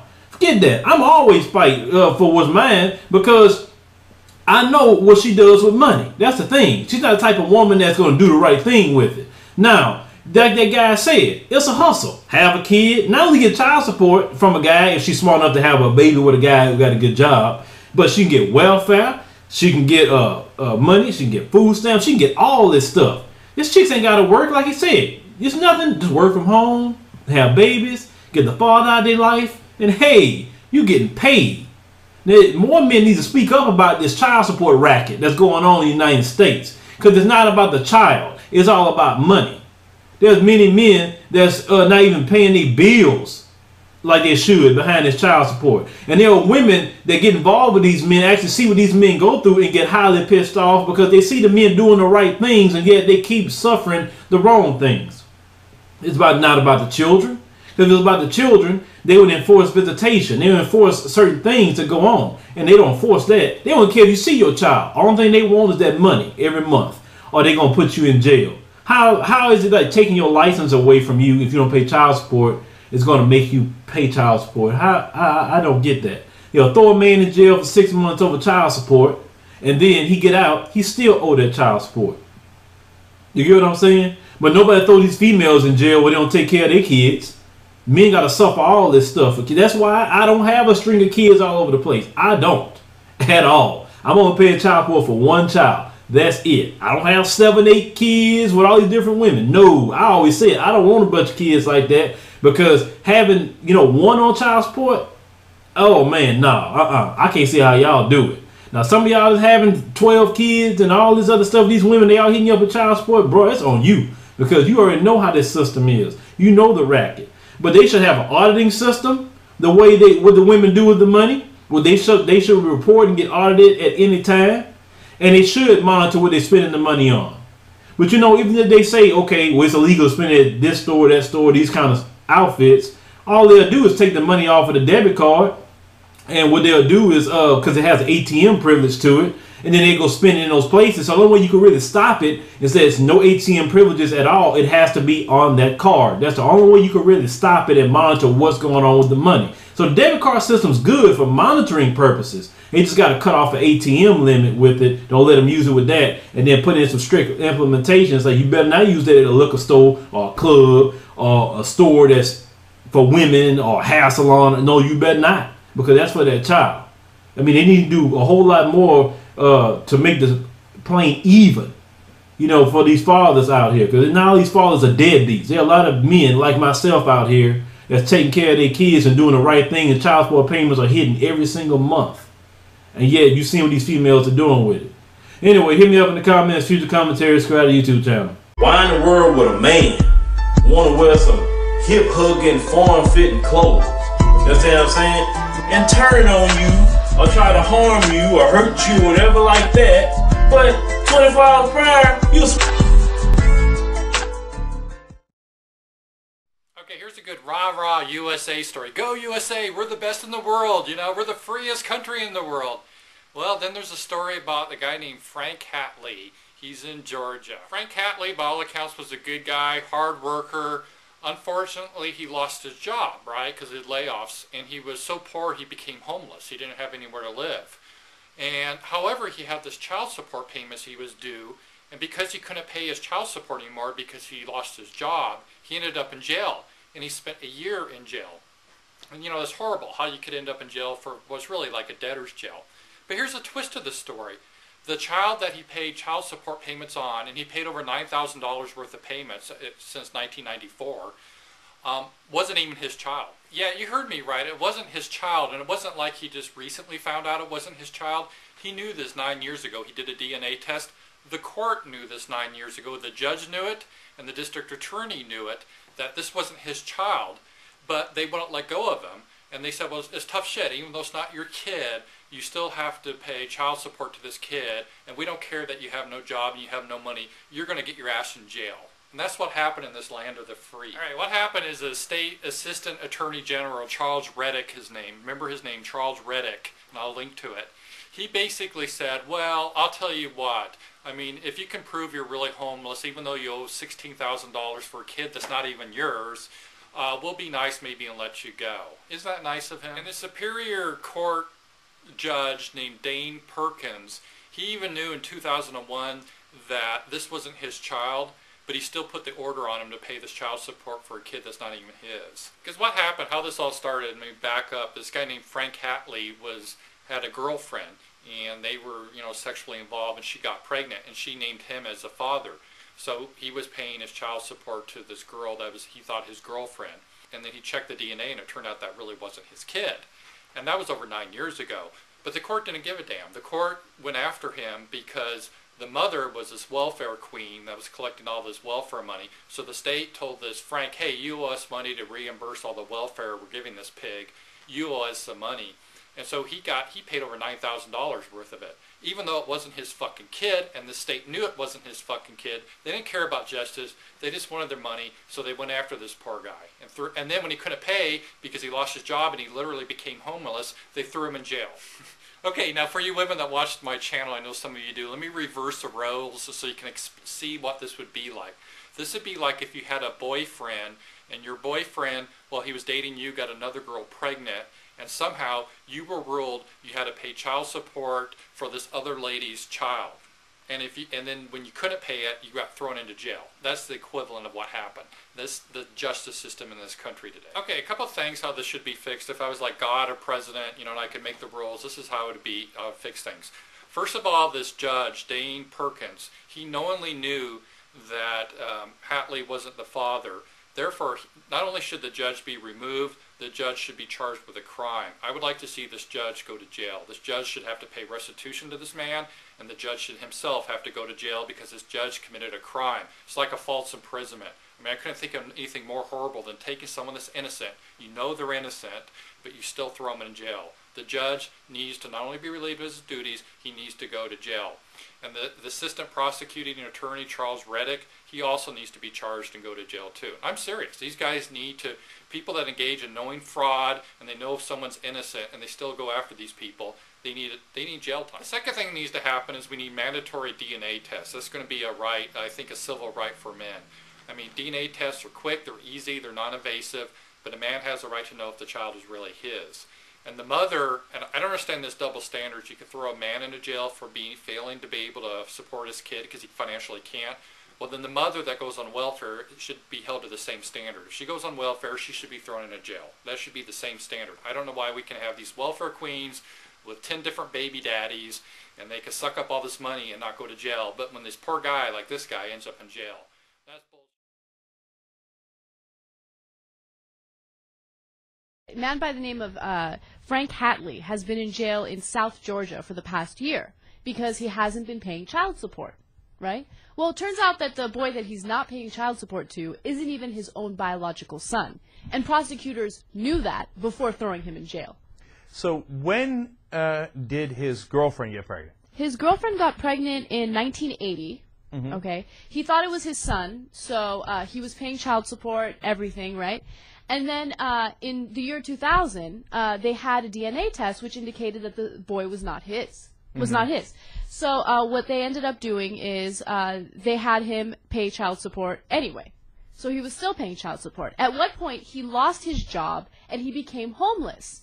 And he couldn't even pay child support. Like, he couldn't even pay for a place to live or food to eat. But he still tried to make child support payments from his unemployment checks.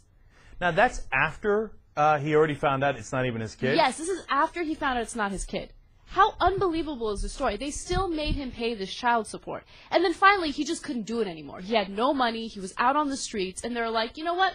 You're not paying, so we're going to throw you in jail. He's been in jail for the past year. Past year.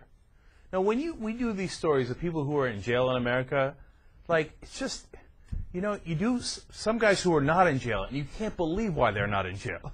And then you do stories of some people that are in jail, and you're like, what the hell are we doing? Why are we putting people like this in jail? I mean, imagine for a second. You have sex with this lady, right? And she says, oh, yeah, this is I got pregnant from you. It turns out the whore had slept with someone else, okay, and gotten pregnant by them. She lied to you for all of these years, and you paid child support for a kid who wasn't yours all those years, even though you broke up with a girl so long ago. You're not even with her anymore. She's not your wife. She's not anything, right? And then you find out the kid isn't yours, and you continue to make payments, but since you didn't make enough payments, they arrest you and put you in jail. By the way, Jane... my mind can't comprehend the injustice of that. As if the first DNA test wasn't enough, they had another DNA test done recently to prove, finally, again, that this is not his child. But he's still in jail. I mean, he's waiting for a court date so they can relieve him of his duties to pay this child support, because he's still required to pay $250 a month. Now, I'm going to say something that you think is not going to be logically connected, but let me explain. Okay, this is why I'm against the death penalty. Okay, so you say, what the hell does that have to do with this? Here's why. Because look at the son of a bitch prosecutor and judge in this case. Mm-hmm. I mean, if I'm that prosecutor, no way I bring that case. He knows. He knows he's not the dad. He knows the guy is homeless. He knows that he already made thousands of dollars in payments and did the best he could. And he puts that guy in jail. The judge listens to the case and goes, oh, yeah, right. Send his ass to jail. Now, you tell me those guys wouldn't hang someone on a shred of evidence, okay? Now, I know I'm stretching it, but there's no way in the world I would trust them with someone's life or death. And there are prosecutors and judges like that throughout the country. So we can make some mistakes. But we can't make the ultimate mistake with somebody's life when you got prosecutors and judges like this running around. And with human beings, what they are, you'll always have these kind of vindictive assholes. So, no, can't have it. JR. This is one of those cases where once he gets a chance to get out or whatever's going to happen to him, he gets vindicated for his positions. That, you know, these are the times when you come up with an extreme lawsuit and you say, I want $10 million because you ruined my life. You know? These are those situations when it should come that way. We talked about it before when they said, oh, maybe you can just take, like, I forget what the case was. And we said, oh, would you take $15,000 because that guy got hit by the bike? That's what it was. Right. This is one of the things, they ruined his life. Yeah. And completely and utterly wrong and knowingly wrong. That's when he should get about $10 million. Let's go ahead and go there. Yeah, no, look, I hear you on that, and that's an excellent case to be made, right? And I would hear that one out, no question about it. Now, the amazing thing is, not only are we nowhere near that, the guy is still in jail. They haven't even let him out yet. Madness. By the way, the kid was born in the 80s, you know, when we said 1980. In 1987 he was born. So when in 2000 they do the first paternity test, he's 13, right? So, and that's why the payments continue. Even once he gets past 18, they're like, well, you still owe the back payments. Come on, man. Come on.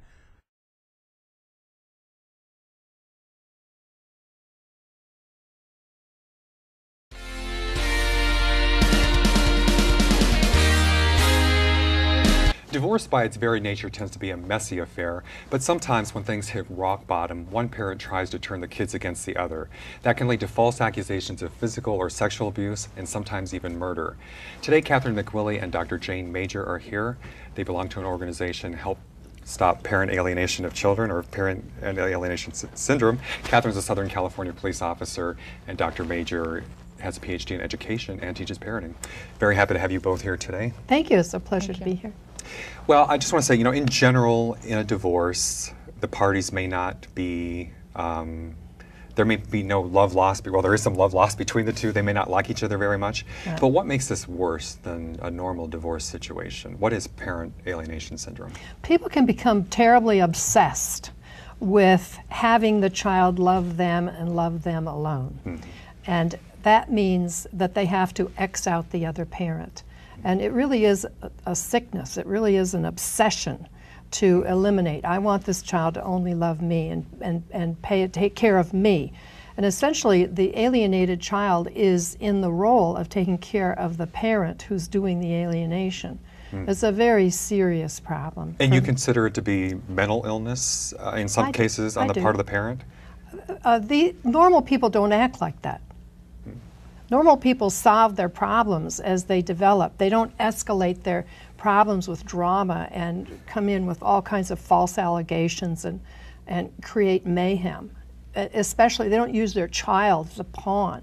Right, the children really become weapons in effect. And in fact, I think, or at least Catherine said, that you can consider it child abuse as well. It's the worst case scenario of child abuse because children are having their will and their choice taken away from them. And they're also having a parentectomy where that healthier parent is removed, cut out from the child's life, but so are the grandparents, the relatives, the friends. This child has lost innumerable resources that could help them grow up in a healthy way.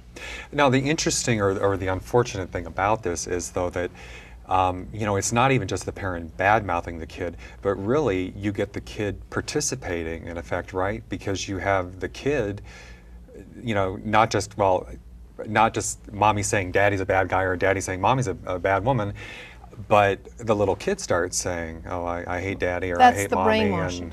That's brainwashing and programming. And they believe it. Children are very suggestible.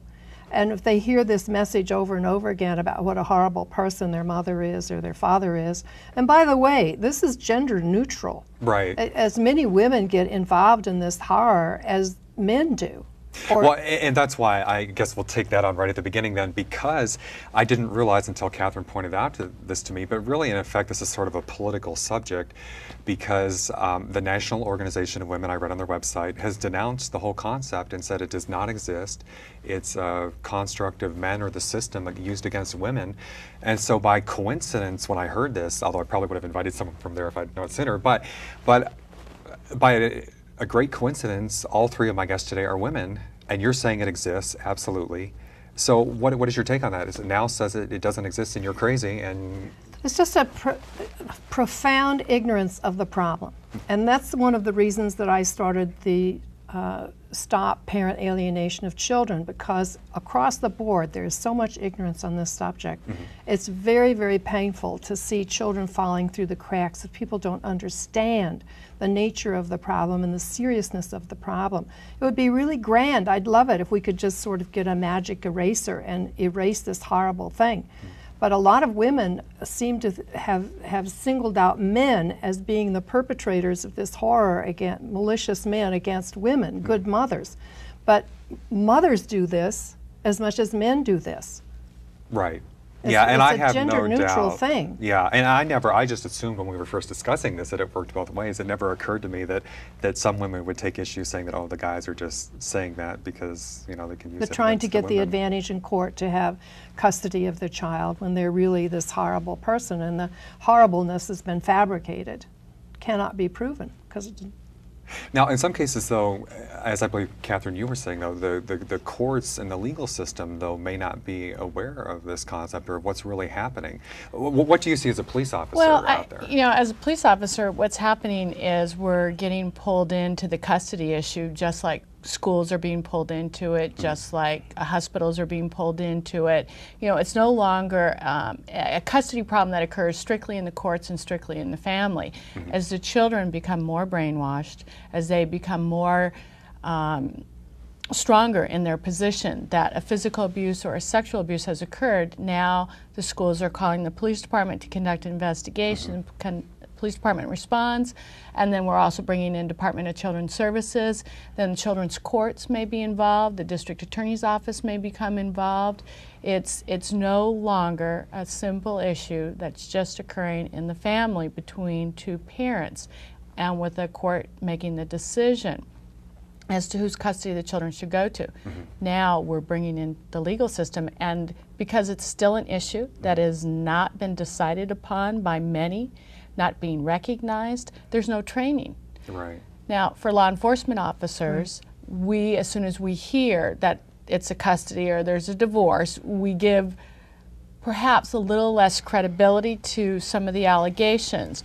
And we'll look for the children mimicking statements that are not appropriate to their age. We'll look for body language that may not be appropriate in their behavior towards the one parent or the other, something that doesn't fall within what would normally occur in a child abuse investigation. But I'm assuming, though, that this puts you in a really difficult position, because on the one hand, these are very serious allegations, and nobody denies. I mean, there are men who beat up their wives, or husband and wives who kill each other or sexually abuse the kids. These things happen, but yet when somebody's fabricating it and using it as a weapon against the other one, you know, you can't minimize the potential seriousness, but yet you can't. So how do you deal with that? Well, the problem is you always want to err on the side of caution. You always want to err on the side of protection of the child. So, you know, that's what society says. We are a society built around wanting to protect our children at all costs. Well, sometimes that means that we're putting parents through terrible legal system in dealing with the issues. We're subjecting people to false allegations. We're putting them through interviews. They're having to get criminal attorneys for protection. And then the other issue that's not even recognized is what are we doing to the children? You know, the children are being reinforced to tell a story against dad, or they're being reinforced to tell a story against mom. They're actually being encouraged. And the more they get involved in the story, the more incredible the story becomes. That's how we tell sometimes. But they become very convincing. And so how do you help protect a child when in some ways they're being encouraged to talk about this scenario by the district attorney's office, by the police officers? And then when you do finally prove if it is false, because obviously there are valid complaints of child abuse investigation, that's what makes it so hard. You want to protect children from valid allegations. When you have a false allegation that comes back, how do you mend the relationship? Right, because at the very least, you're talking the child, even if they think they hate the parent, they're losing a parent in effect. Correct. There is a cost there, even if they don't know it. If they think daddy's an evil person or mommy's an evil person, they lost a parent that, you know, they could have had him otherwise. What is hard to understand is that these allegations need to be proven. But so often what prevails in court is not the truth, it's the appearance of truth. And it's because the severity of the he said and she said and the confoundedness of the complexity of all of this, the targeted parent is in a serious defensive posture trying to prove what didn't happen really didn't happen. Because as with so many of these false accusations, that just the mere accusation is enough to cast doubt on you. Right, and as you say, we caution on the side of protecting the child, especially if there's a sexual molestation. That's the holocaust of a family, is to throw that false allegation out, and then how do you prove that that didn't happen? It's, you know, there's a lot of backlash back and forth among men and women on this issue. What we want to do is shed some light on what is the issue. What is parent alienation? Any of us could recognize it. Parent alienation is any time a parent speaks badly about another parent in a way that the child can hear it. And that can go from mild, moderate to severe, or the obsessed parent. We'll pick up on that in just a minute. We'll be right back.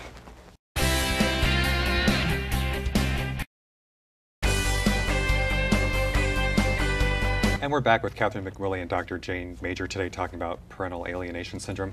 Well, you raised a good point about the degrees of severity, and also I'm wondering, is it it's not necessarily always intentional, perhaps? It could be unintentional.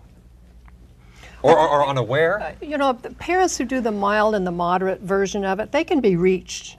The parent that goes ballistic and loses control and they can go to anger management parenting, all kinds of therapy, and get some help to realize this is not the way to be. But the obsessed parent, we have no protocol for helping them. We can't reverse that. They are done. And now we have to do this dance or this reaction to whatever they do, because they don't bend. It's a very serious psychiatric problem that they have. How common is this? In that top 10 to 15% of the people who routinely go back to family law court, it's extremely common. Okay.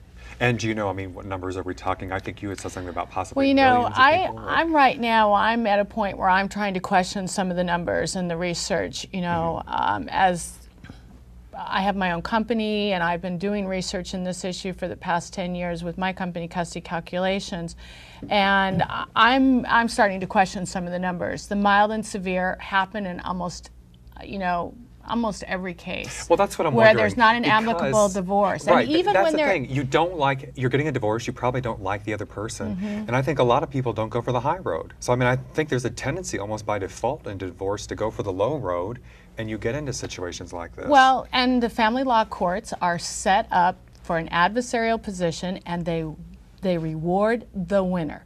And the winner is the one who plays the game to win at all costs. And let's face it, children are the prize in family law. You know, they are the most sought after, forgive me, but asset when parents come to divide up the family. You know, their whole future is affected, one parent or the other, in rewarding the children. And it comes with a lot of emotional reward for the parent. I'm a good parent, I'm going to have my children love me more than they love the other parent. There's tremendous pressure put on the children, tremendous. Yeah, it's just unfairly. unfortunate. You know, you hear, and sometimes you don't believe it when you hear people say they're getting a divorce, but they're still friends. But suddenly that The sounds lucky few. preferable to the idea that, you know, winner take The all. majority or, of people can figure it out. They can share their children. The majority of children do share their children. In California, we have a presumption of shared custody for the last 26 years. And so that's an assumption. But we're talking about the really severely wounded people that cannot share their children at all. You consult with parents. Yes, I do a lot of consulting with parents that have parent alienation syndrome. What percentage of parents do you think are able to stand back and say, okay, we're getting a divorce, I don't like him, or she doesn't like, you know, him, or he doesn't like her, whatever, but we're not going to drag the kids into it. How many people can stand back and say that? I think the statistics, about 85% of parents can figure it out. I mean, they'd be very angry with each other initially, but they figure it out eventually, and things calm down. Again, it's that top 10 to 15% that cannot negotiate, they cannot go to mediation. This is a winner-take-all mentality. And you said there's not really much you can do with those people? You can't fix those people. So now what? And as you said, the courts reward the parent who comes in and is, there is very few sanctions for anybody that makes a false allegation about anything. And that's very bizarre. They don't go to jail, they don't pay heavy fines, they don't have community service. There's no, there might be a little hand slap, and that's it. And it encourages people, and the delays in family law court are horrific. And so therefore the alienation can continue unabated all this time.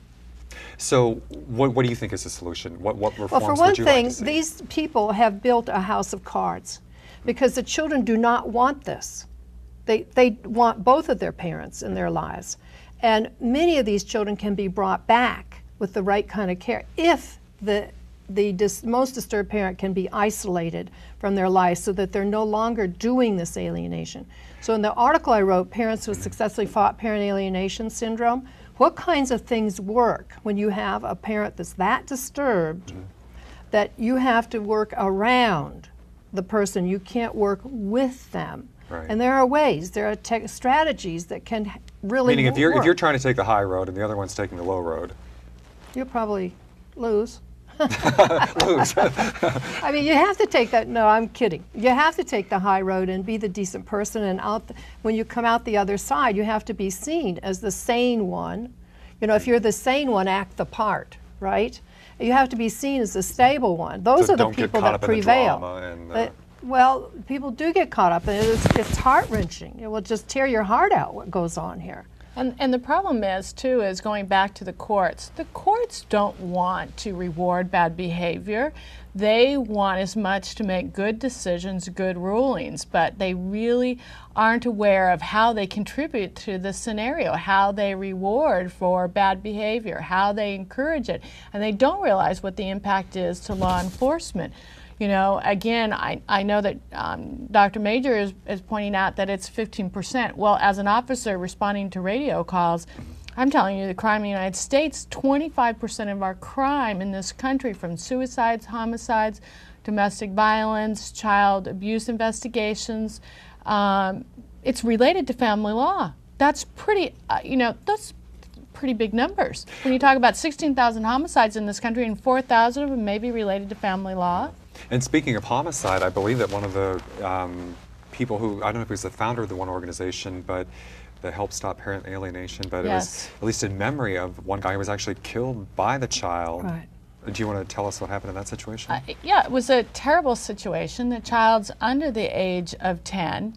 The father has been accused of physical abuse, allegations of abuse numerous times, investigated and cleared. He happens to be a doctor, and the parents were going through a divorce. He gets his hands on a handgun that's owned by his mother.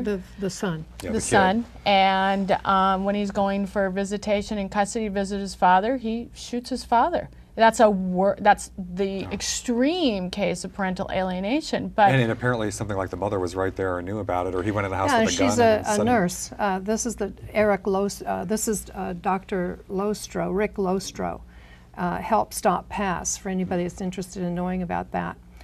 The son, who's now 12, has now been sentenced to the Texas Youth Authority, and will for a very severe sentence for it.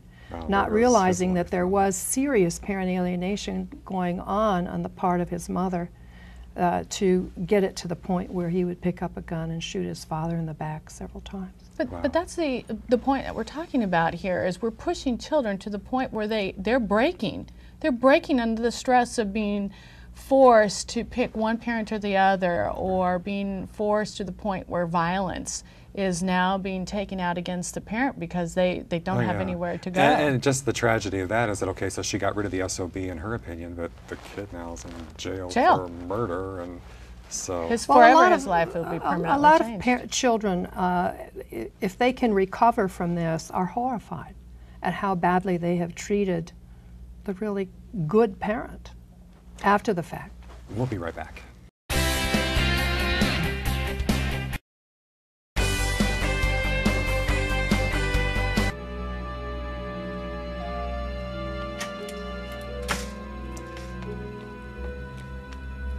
You have got to promise me, Jake, that you are not going to tell any of the people at the viewing that Mrs. Bender was killed by a zombie. Promise me. It's disrespectful, and it'll upset the old people, and before you know it, they're going to be dropping like flies. I'm just joking, honey. No one else is going to die. Okay? What's a restraining order? A what? A restraining order. A restraining order? It means that Peter can't come to the house anymore. Why? Because the court said so, at least for a time being. Why? We discussed this, Jake. Remember all of the things that your daddy did? Remember how he left you in the car, and when you came home that one night, how upset you were? Yeah. Well, that's wrong. That's wrong, and you could have been hurt. And until we go to the court and get all these things figured out, I really don't want to put you in any kind of danger. Okay? It would kill me if I let Peter harm you in any way. Do you understand? Good. Okay. Look, I don't want to go to this funeral any more than you do, but we were the last people to see Mrs. Bender alive, so we've got to go. Okay? Just my luck. Now I gotta find a new babysitter. We were taking a look at Jake's Closet. Joining me now is the writer and director of that film, Shelley Ryan. Very happy to have you here today. Thank you. Well, when I saw that film a few months ago at the screening, I told the publicist afterward, I said, that just reminds me of the awful things that people do during divorce. And when I came across this topic, I thought, wow, I just saw a movie about that. You hear the mother basically fishing for a reason to get a restraining order, is the way I take that. Is that...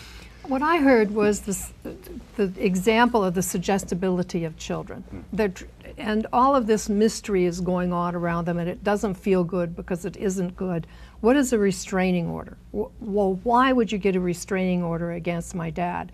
And the explanation that is given for it is confusing, and there's no sense to be made of it in this child's experience. So mom has the opportunity to prevail in this. And she's looking for a reason. Like, oh, he left you alone in the car. Or, oh my God, how Right. could you do that? No, whether or not you Right. should, but I mean, she was looking for a reason there. Because one thing that you show in some of the other scenes is there's the neighbor who I think in a way is kind of manipulative and is kind of talking her into like, you know, you better get a good attorney or take him to the cleaners and, you know, you don't have to put up with that crap. But this was based on a friend of yours, someone you know, is kind of where you got the idea? Yeah, I had watched a girlfriend of mine go through a divorce, and she had a little boy about Jake's age, and I kind of watched her incrementally. It started off very civil, and you know, as time went by, things got a little bit more hostile, and soon enough, he was refusing to go on visits, and then. You know, I guess the end of the story is that one day she called me and asked me if she should have him deported. Wow, her husband, you mean? Yes, Yeah. her ex. I Okay. mean, So he wasn't a citizen here or something? Or? no, it was. I don't know if she could have done that, but that was the obsession that she had. And by the time she had called me, she had been thinking about it for days and probably researching, and you know, and I talked her out of it. You know, based on her own desire to. You know, I told her that her son would then blame her later, and that seemed to be a decent argument. But what touched me about this was, you know, watching what was usually a really rational, loving person kind of go off the deep end, you know, with all the emotion That involved. is what I said to Kim, your publicist, afterward. I said, you know, that is a smart woman or a smart director or person, very perceptive about human nature, the way people are. Because again, you could see that she was kind of getting, you know, she was going down at one step at a time. The obsession that she had, it starts off mild enough, but then it starts to take a life of its own. And that's what's so disturbing, because there's just no end to the allegations. They create a reality, and then they believe their creation. And it has nothing to do with what the truth is. And in this case, then the little kid ends up, well, I won't give away too much, but ends up, maybe we'll say a bit. He manifests his anxiety through an imaginary problem that, you know, causes more problems for everybody in the family. But Do you know what happened in real life? What happened with the little kid now, or has some time gone by? I think, you know, with time things leveled off, but, you know, I remember at the time just feeling for him, being able to see how confused he was by the whole thing, and which led me to do more research and interviews with former children of divorce and get their stories as well. So you did research as well, because again, I thought it was interesting to find out kind of at the last minute that Now was opposed to this, because you're both women, you're both saying it happens. You know, what do you say to that, people who say you're making it up? I mean, you did your research, you made a movie about it. Are you making it up, or does it happen? It's very real. They just don't understand how real that is, and how dangerous it is for women. There are many men that do this, and many women that do this to men. To say that... Oh, it works both ways. Yeah, it's absolutely both ways, and it's preposterous that there's anybody on the planet that doesn't see what you saw in that family. I think some of the controversies over the syndrome title, you know, the behavior is very real. It is. It happens in the mildest forms, and probably most divorces, you know, when things are tense. That's what I thought. And a parent I thought, my God, it says happens so something often hurtful about the other No, parent. it doesn't matter what you call this problem, the brainwashing and programming of children. You could call it whatever. Right. But it happened to be called parent alienation syndrome by Dr. Richard Gardner. He was the first to identify this problem. And he's come under serious attack. And therefore, the name has come under, the designation of PAS has come under serious attack. Thank you both very much for being here today, Dr. pleasure. Major Thank and you. Shelley Ryan. The film is Jake's Closet. Thank you also to Catherine McWillie. Thanks everybody for watching. We'll see you next time.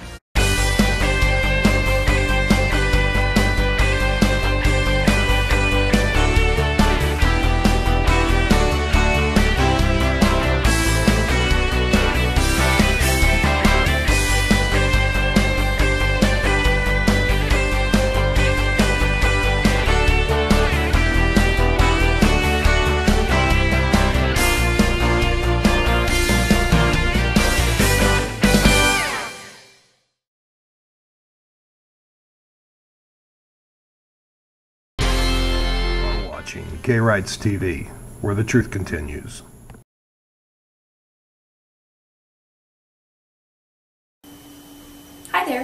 I'm Lisa Thompson, author of The Great Escape, A Girl's Guide to Leaving a Marriage.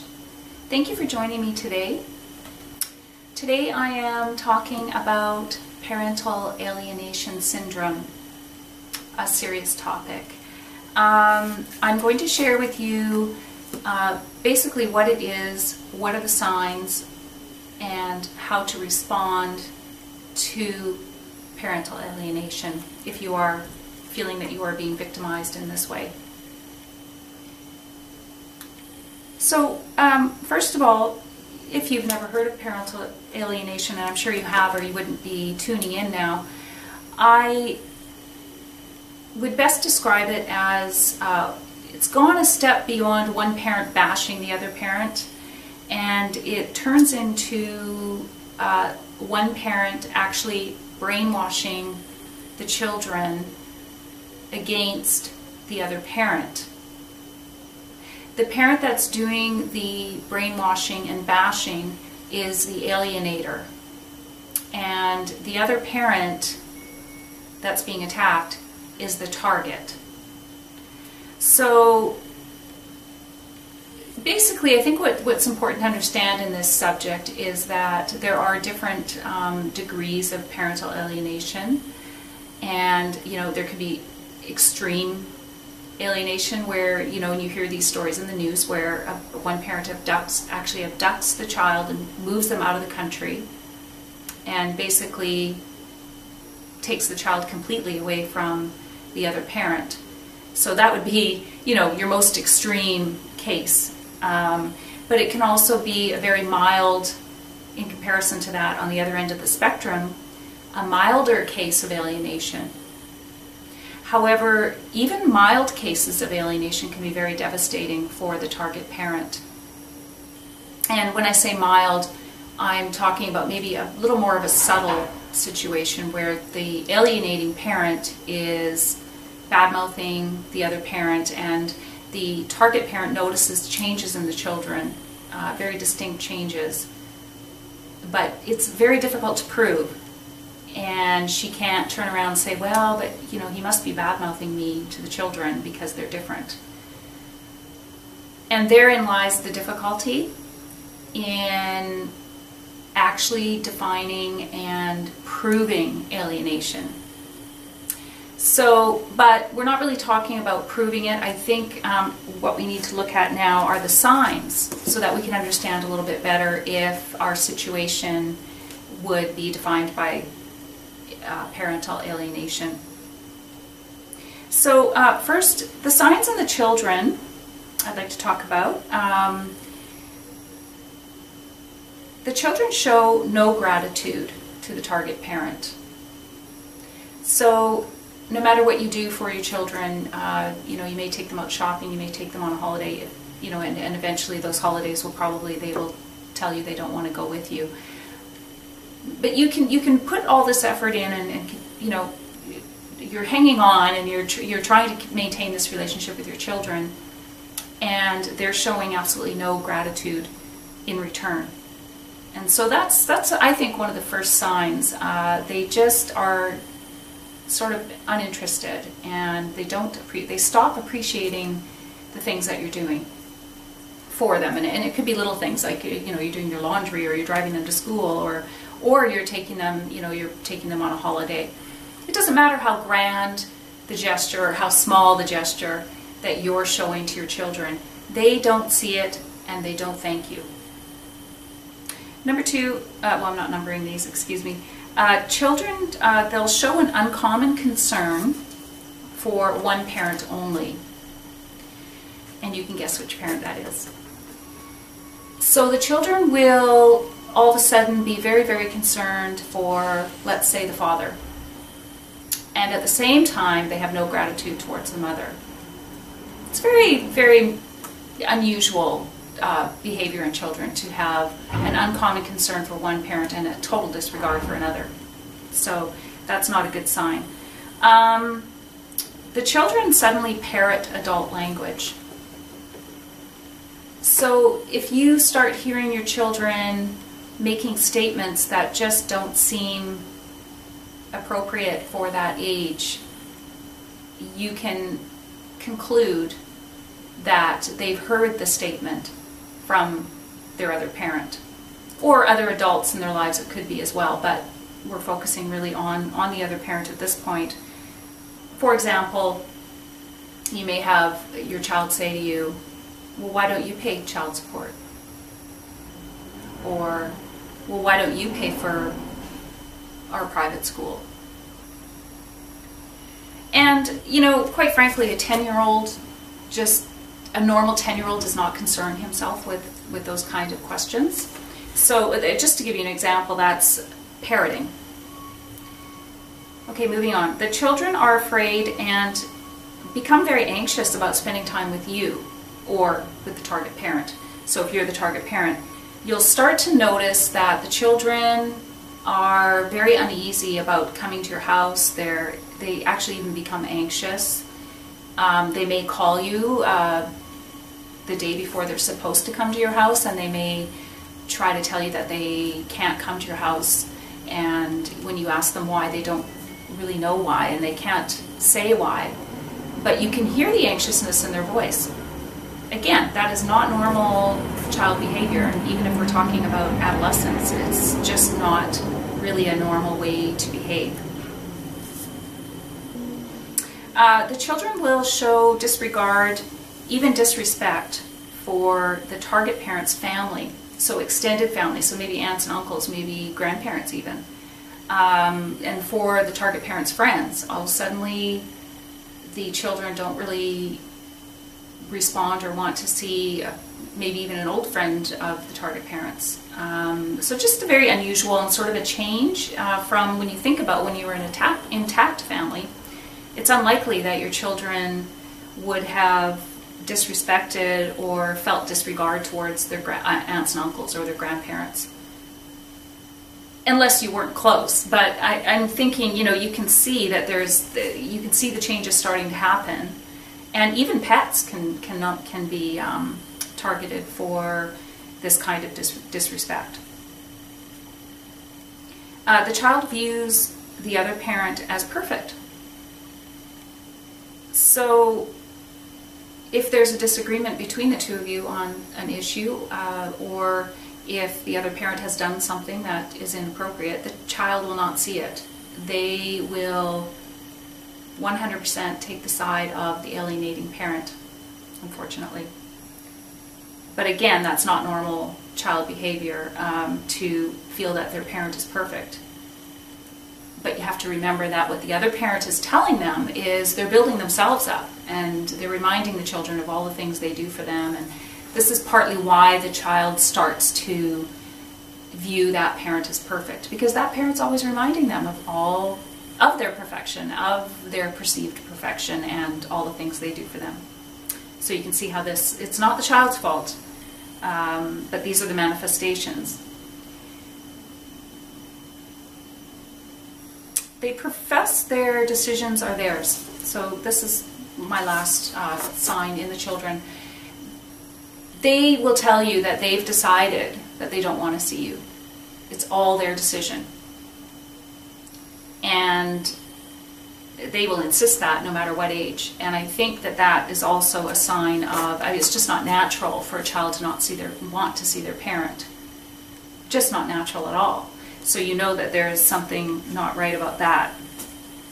So those are the top signs in the children. Now I'd just like to go over a couple of signs that the other parent is targeting you. So these are the signs that the other parent is an alienator. Number one, they show increasing possessiveness toward the children.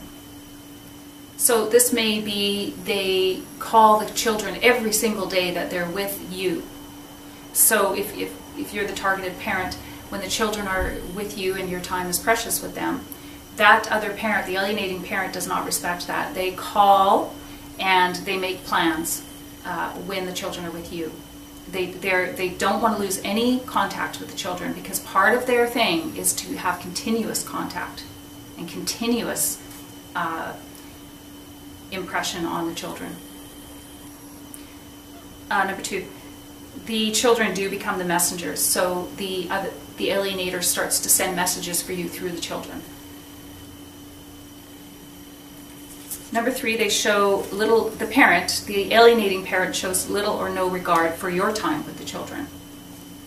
So really just a complete disrespect for the parenting arrangement, disrespect for your time with the children, as their mother, as their father. This is not normal behavior. It's not normal. Okay, next, the parent may also enlist family and friends on their mission, and the way they do this is they will have their family and friends also make plans with the children on your time. If you were to ask the children, do you see, you know, aunt and uncle when you're with your dad? And they say no, but aunt and uncle call when the children are with you. I think it's pretty safe to conclude that the alienator has recruited other people, other family members and friends to spend time with his children when they should be with you. Okay, next, the parent will insist that the children are autonomous and that they can decide for themselves what they want to do. Yeah, so, you know, and this could be with 8-year-olds, 10-year-olds. All of a sudden that alienating parent says, that's okay, it's up to them. They make their own decisions now, and they don't want to see you. This is very common and a very bad sign. And also, typically, this is the parent that had very strict rules at one time. And now they don't have rules. Now the children can do what they want. It's not, doesn't make any sense.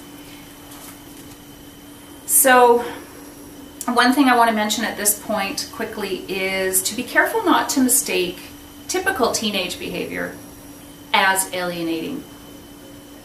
Okay, that is an important point that I also make in my book, but this is my resource, my Bible, Divorce Poison, by Dr. Richard A. Warshak, and he discusses that as well, and I have taken some points, some questions that, ask yourself some questions about the behavior that's going on and try and identify whether, first of all, are these symptoms chronic or are they temporary?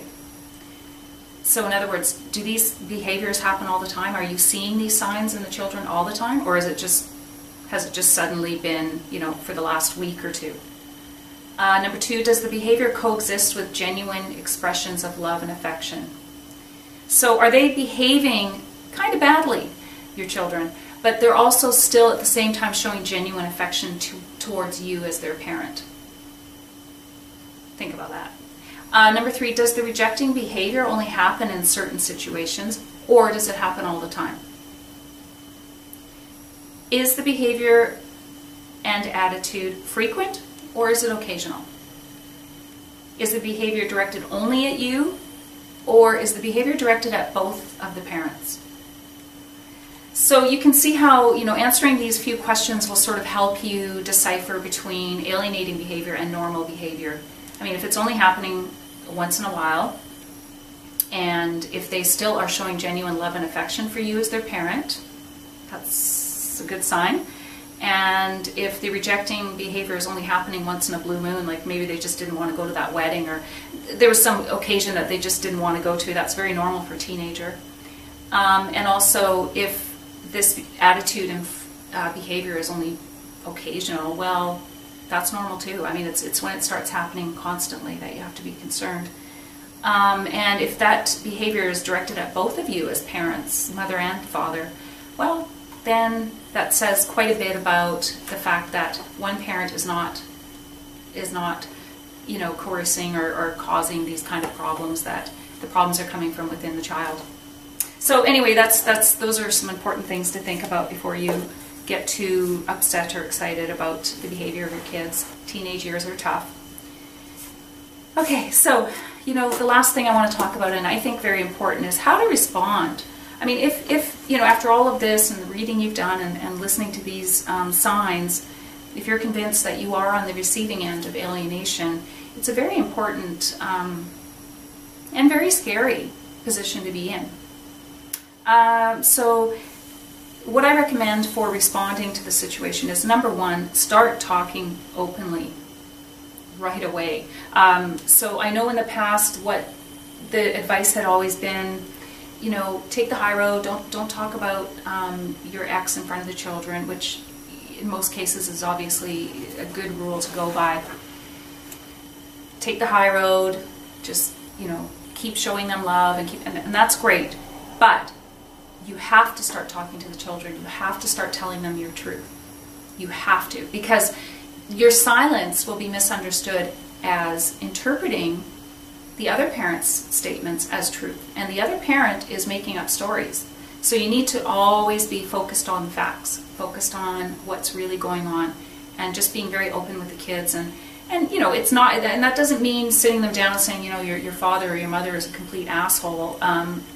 No, as much as we'd like to do that, we can't do that. But it's focusing on maybe the positive and reminding them of, and always trying to remind them of the facts and your truth. That's important.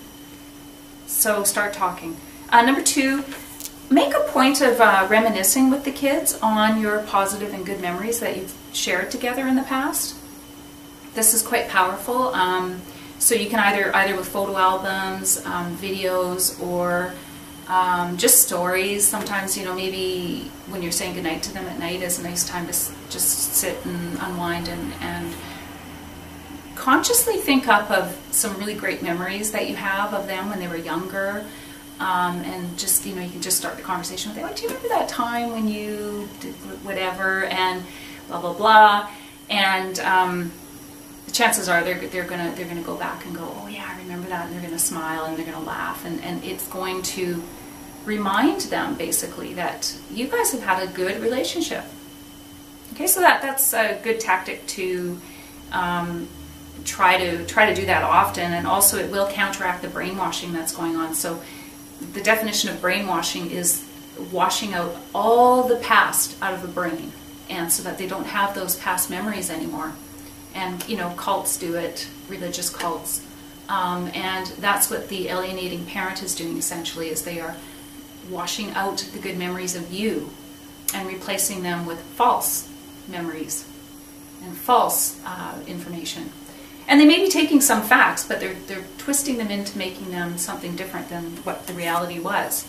Okay, so you're counteracting that brainwashing. Third, and most important, don't let go. Keep hanging on. It's really hard. It's so emotional to go through this, and to feel that you are on the receiving end of such disrespect and disloyalty from your own children, and that they have such disregard for your feelings, and they have no gratitude. It's very discouraging, and especially when it never was that way before, and it's suddenly become that way over the last year or months or whatever it has been. In spite of the pain, the important thing is to not let go of them. So you keep in constant contact, even if you can't see them all the time because they are choosing to not come to see you. You can still contact them through phone, emails, and just keep that contact consistent. Let them know that you're always there, and make a point of trying to see them, even though they are saying they don't. Always, I should maybe rephrase that to say, always make sure you let them know how much you love them and how important it is for you to have them in your life, and how important it is your time with them. And that will reassure the kids, and underneath that will reassure them of the truth of your relationship with your children. So I'd like to end on that note, and I really hope that this does help you and help you understand how to handle alienation if it's happening to you, and even more importantly, how to identify it.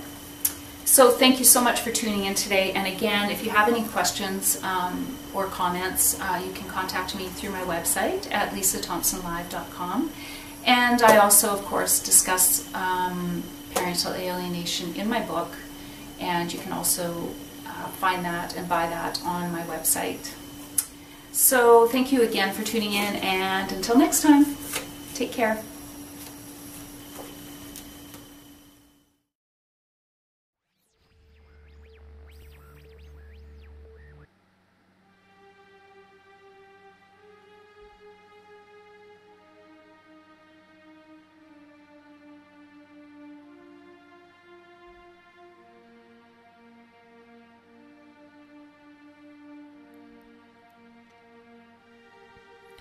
I rarely, if ever, bother explaining narcissistic abuse to anyone. If I do, they're gonna have to broach the topic, because I'm not. And the reason is simple. Unless you have lived in it, you'll not get it. Unless you've lived in it, recognized it, and acknowledged it, you'll not understand what narcissistic abuse is all about. It is difficult enough to explain narcissistic abuse even after you've experienced it, recognized it, and even studied it. And I'd like to share some of my thoughts and opinions as to why I think this is. Abuse at the hands of the malignant narcissist.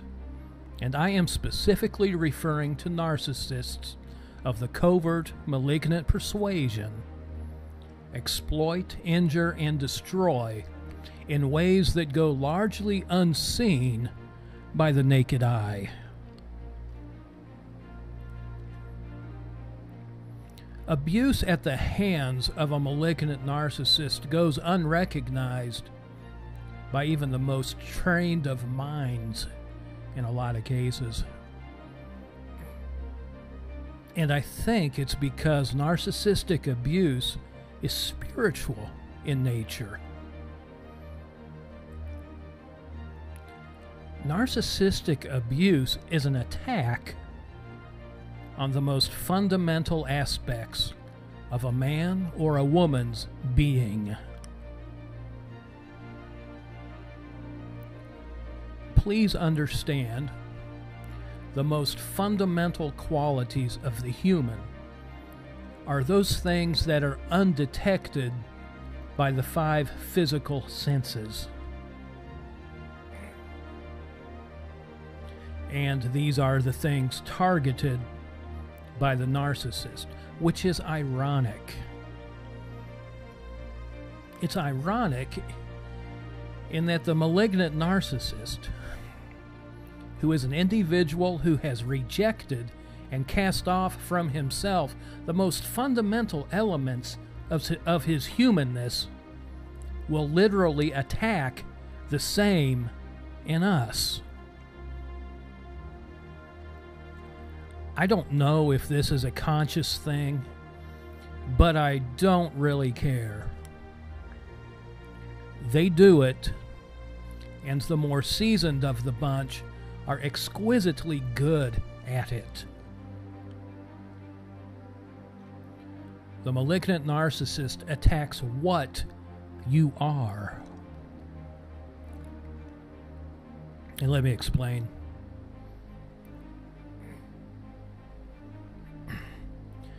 I believe each one of us is shaped and defined by the attitude we hold regarding 3 core realities: what we are, who we are, and what we possess. Many folks don't know what they are. They don't know that they are a spirit being living in a physical body. They don't know they are a spirit created in the likeness and the image of the Great Spirit, the Father of spirits, and the author of all life. They don't know that the things that make God God are resident in their own inner being.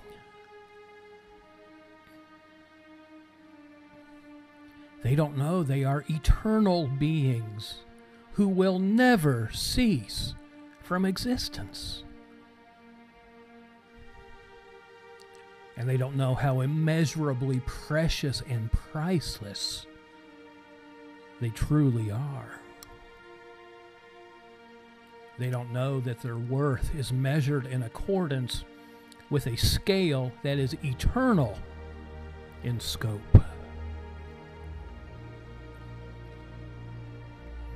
They don't know, and actually none of us know, just how incredibly powerful they really are.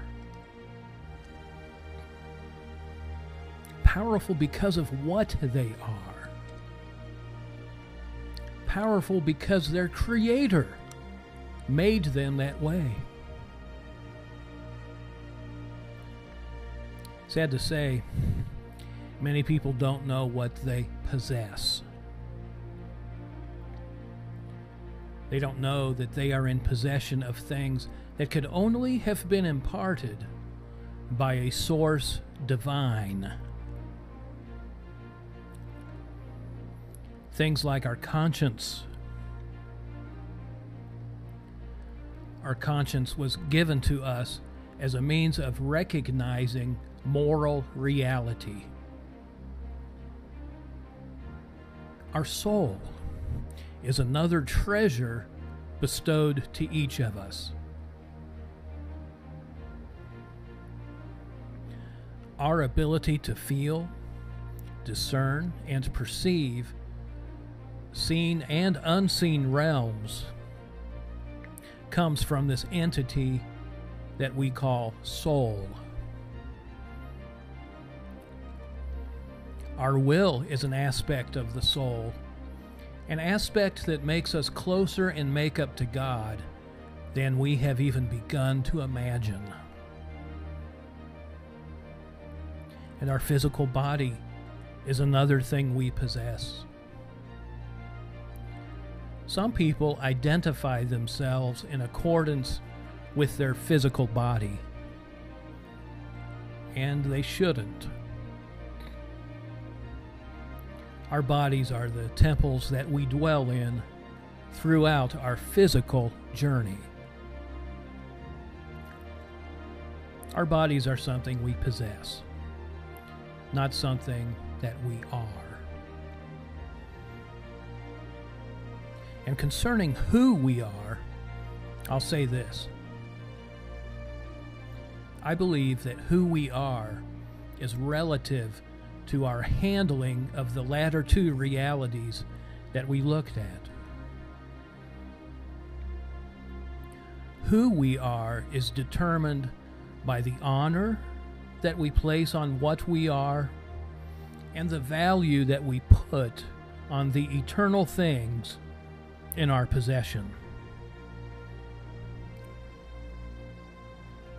Who we are is not defined by our external accomplishments and achievements. Who we are is defined by our internal accomplishments. It is our internal achievements that define who we really are. It is, in a very real sense, the highest of accomplishments when we come to recognize and appreciate what we are. So many people don't.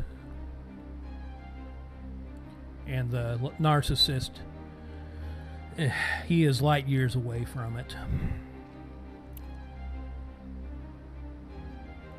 Likewise, it is such an achievement when we begin to understand and appreciate the eternal things that we hold in our possession. From an early age, we demonstrated an appreciation of the creative energies resident inside of us. Energies that the malignant narcissist refused to recognize, much less appreciate. Please remember that creative energy inside of you is something you possess You possess it in a sense every bit as real as the car, the clothes, and the house that you own. You took ownership of the creativity in your possession. And the narcissist did not like that.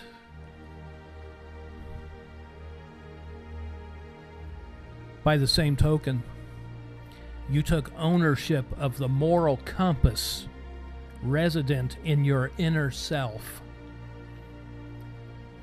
And the narcissist did not like that either.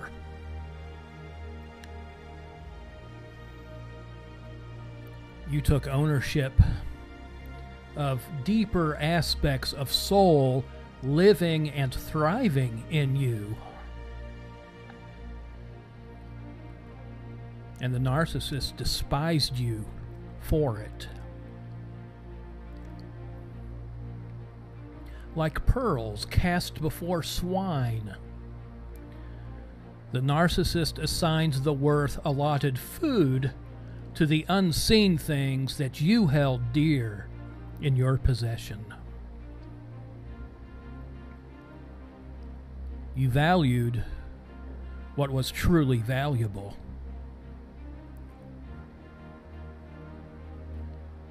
The malignant narcissist gave no more thought to the things that you held dear than the stuff that enters and leaves his digestive tract. I believe you placed worth on the forces abiding within your inner self from the time you were a small child. Chances are you didn't have the ability to recognize, much less articulate, that fact. But you didn't have to. Your actions spoke for you.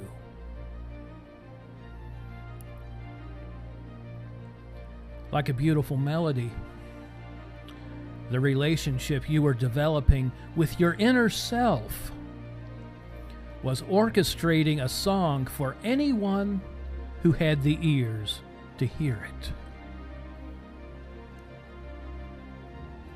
This was a melody that blessed the hearts of some, inducing those of conscience to join in and harmonize with you.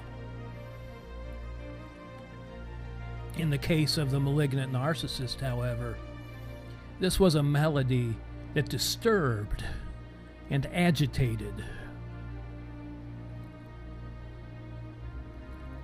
To me, it really is this simple as to why we were targeted for the role of scapegoat.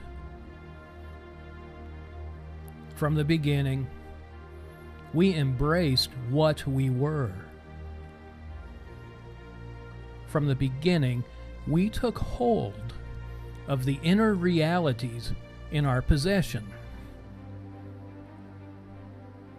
Who we were, our deepest identity, was being progressively fashioned, not only from the external, but the internal as well.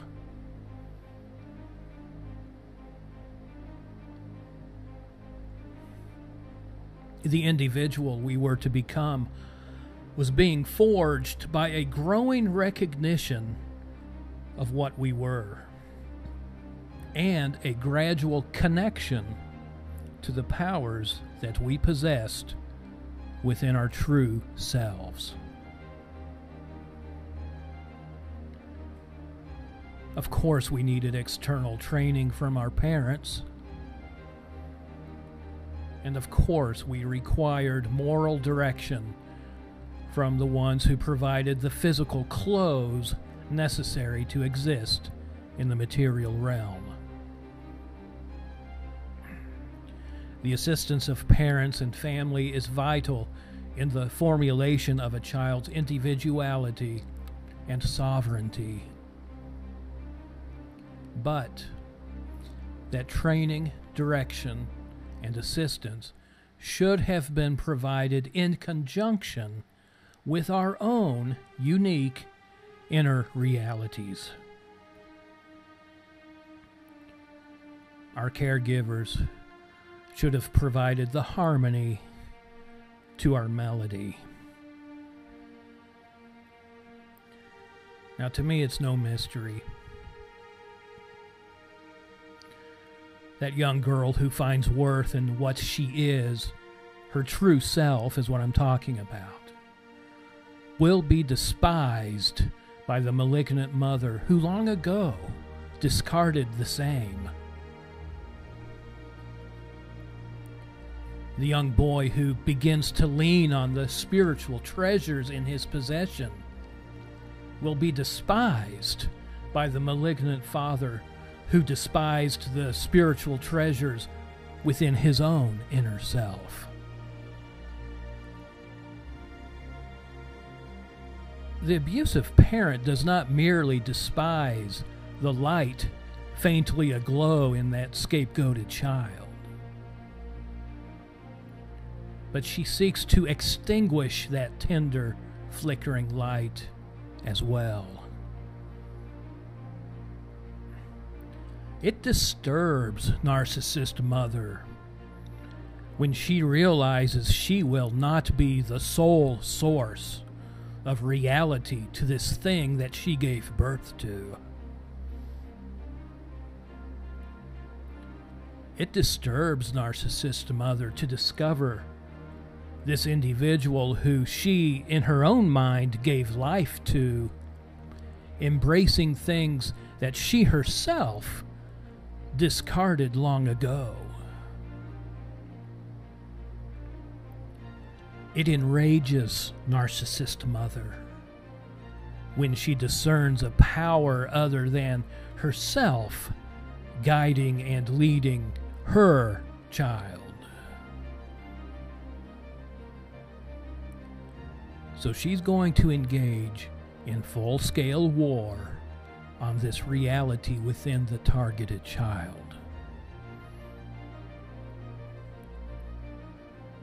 Narcissist mother will often commit the rest of her life to the destruction of the unseen power, individualizing the targeted child. In order to wage such a warfare, narcissist mother will violate every spiritual, emotional, and physical boundary necessary to reach the prize, which is the targeted child's true self.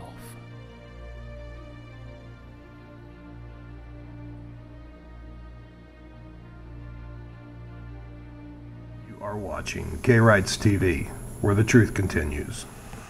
So what is a non-custodial parent? A non-custodial parent is an American citizen, citizen of the United Kingdom, Australia. A non-custodial parent is a person with the rights of every other citizen in the same country of their origin that has been stripped of every right that belongs to every other citizen in the same country of their origin. And it has been stripped by a law called, in America, USC 42, ready, 666.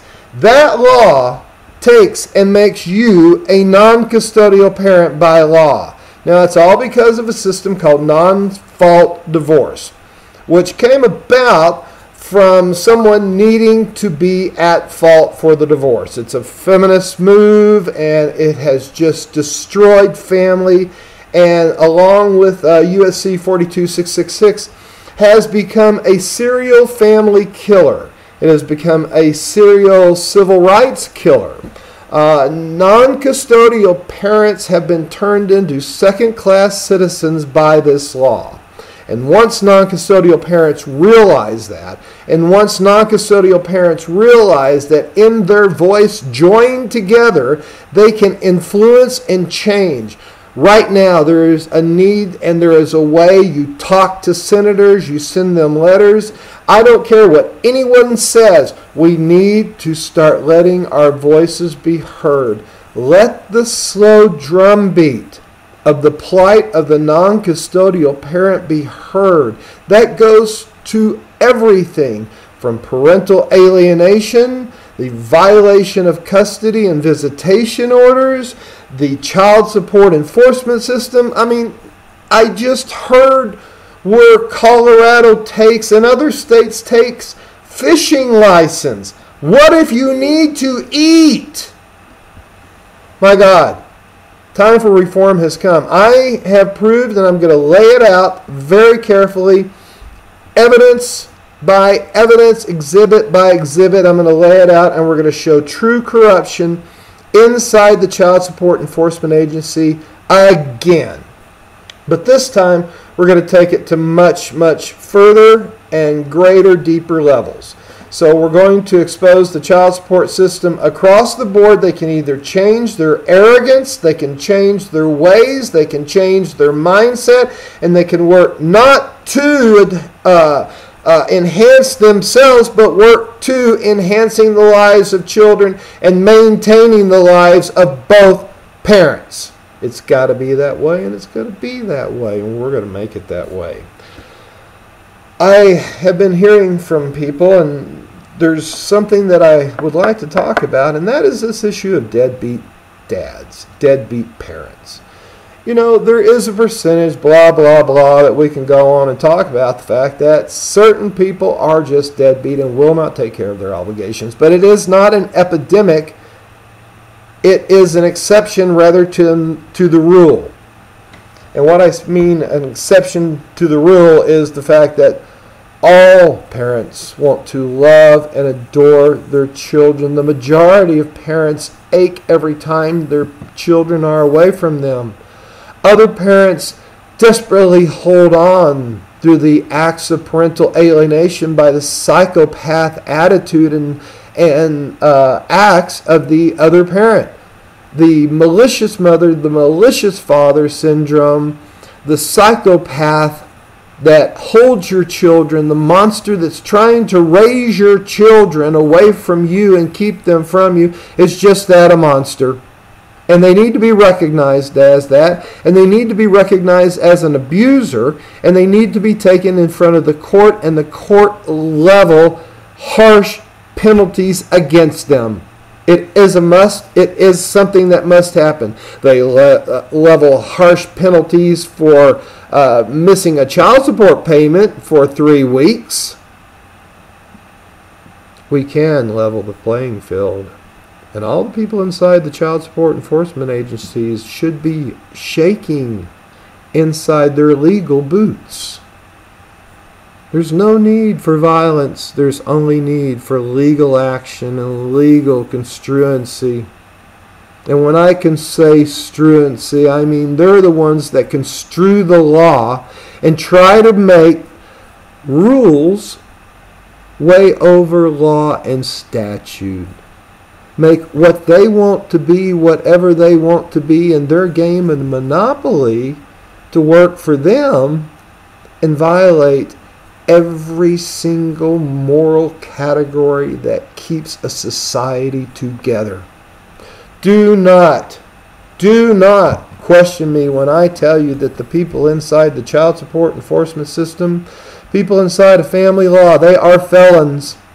I can prove a whole group of felons to you, and I will. I will. And those felons will hopefully inspire others that are good people to expose more felons.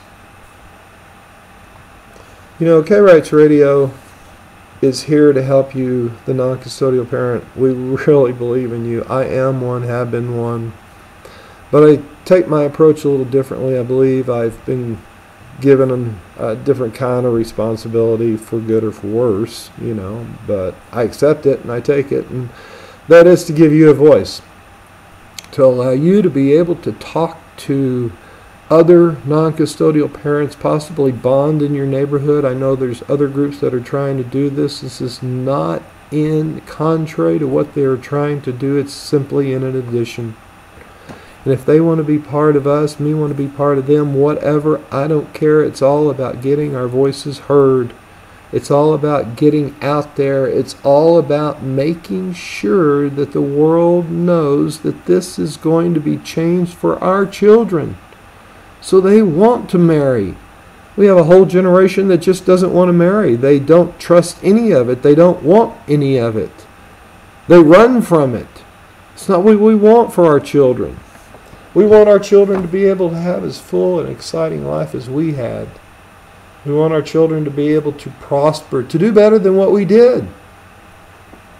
But the system, USC 42666, that law, that beast, that antichrist, if you will, that anti-family law is the exact thing that's keeping this all from happening. In fact, they're writing rules in their own game of Monopoly to confuse the rules they already have, so the rules that are confused there are confused in civil procedure, and therefore they're trying to override legal moral authority that you and me as Americans, as Britons, as Argentinians, as Australians, as Africans, as Nigerians, as Egyptians, as whatever our nation of origin is, that is captured by this horrible, horrible feminist act.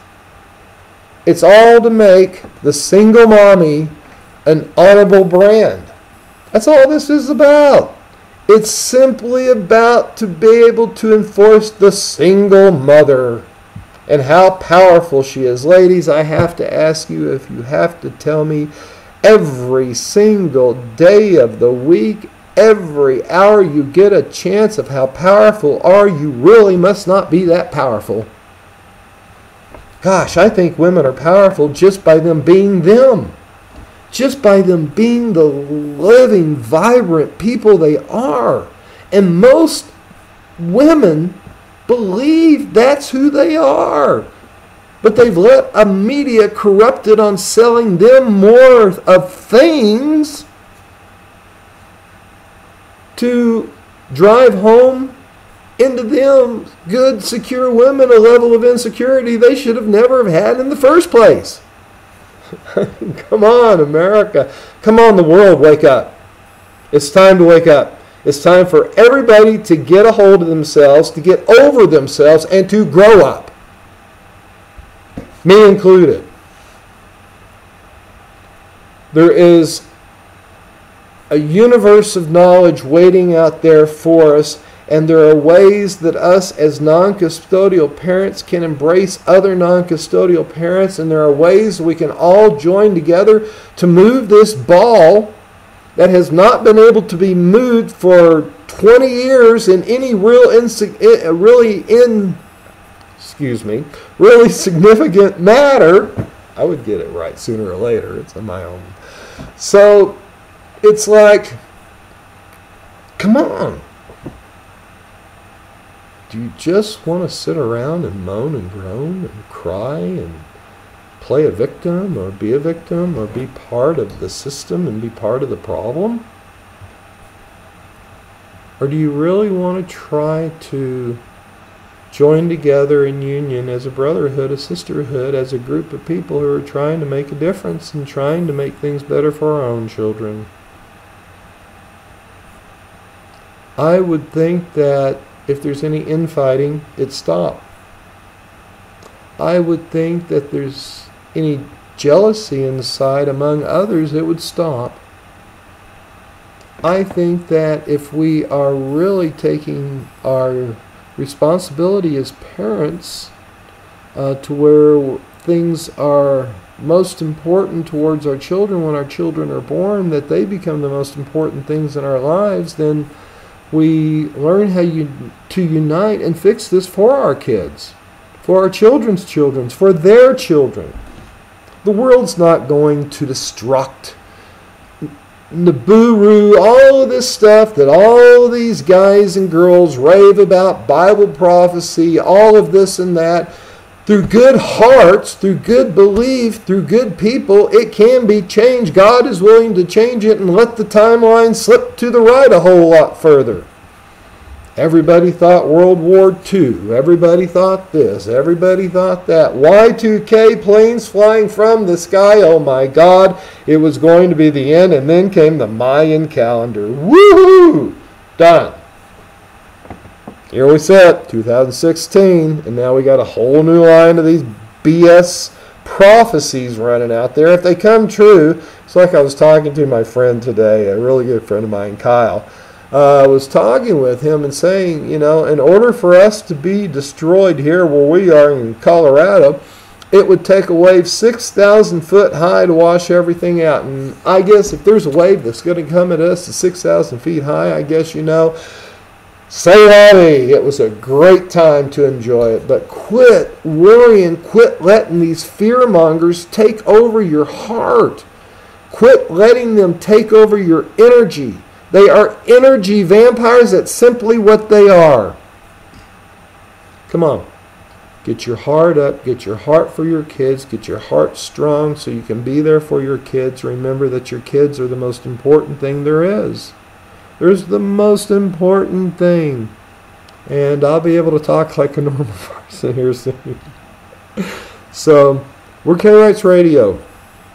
We're figuring a lot of things out. We're learning how to get this back together. We want to be nothing but positive information, positive feedback, positiveness to you. And as I leave on the whole deadbeat parent issue. It's not an issue of deadbeat. It's an issue of dead broke. Most parents today, they're just flat dead broke. They don't have the money. The Child Support Enforcement Agency, they're getting fearful because they can't get the right amount of matching federal dollars so they can pay all of their people and continue all their flying on airplanes and jets and having big dinners and big parties and big get-togethers while non-custodial parents are going homeless, their credit is being destroyed, and these people are all telling us to let them eat cake. What is this? These child support enforcement people, they're felons. They're committing felonies. They're committing gross violations in the name of their own rules and not the law. So I'm going to let you go for today.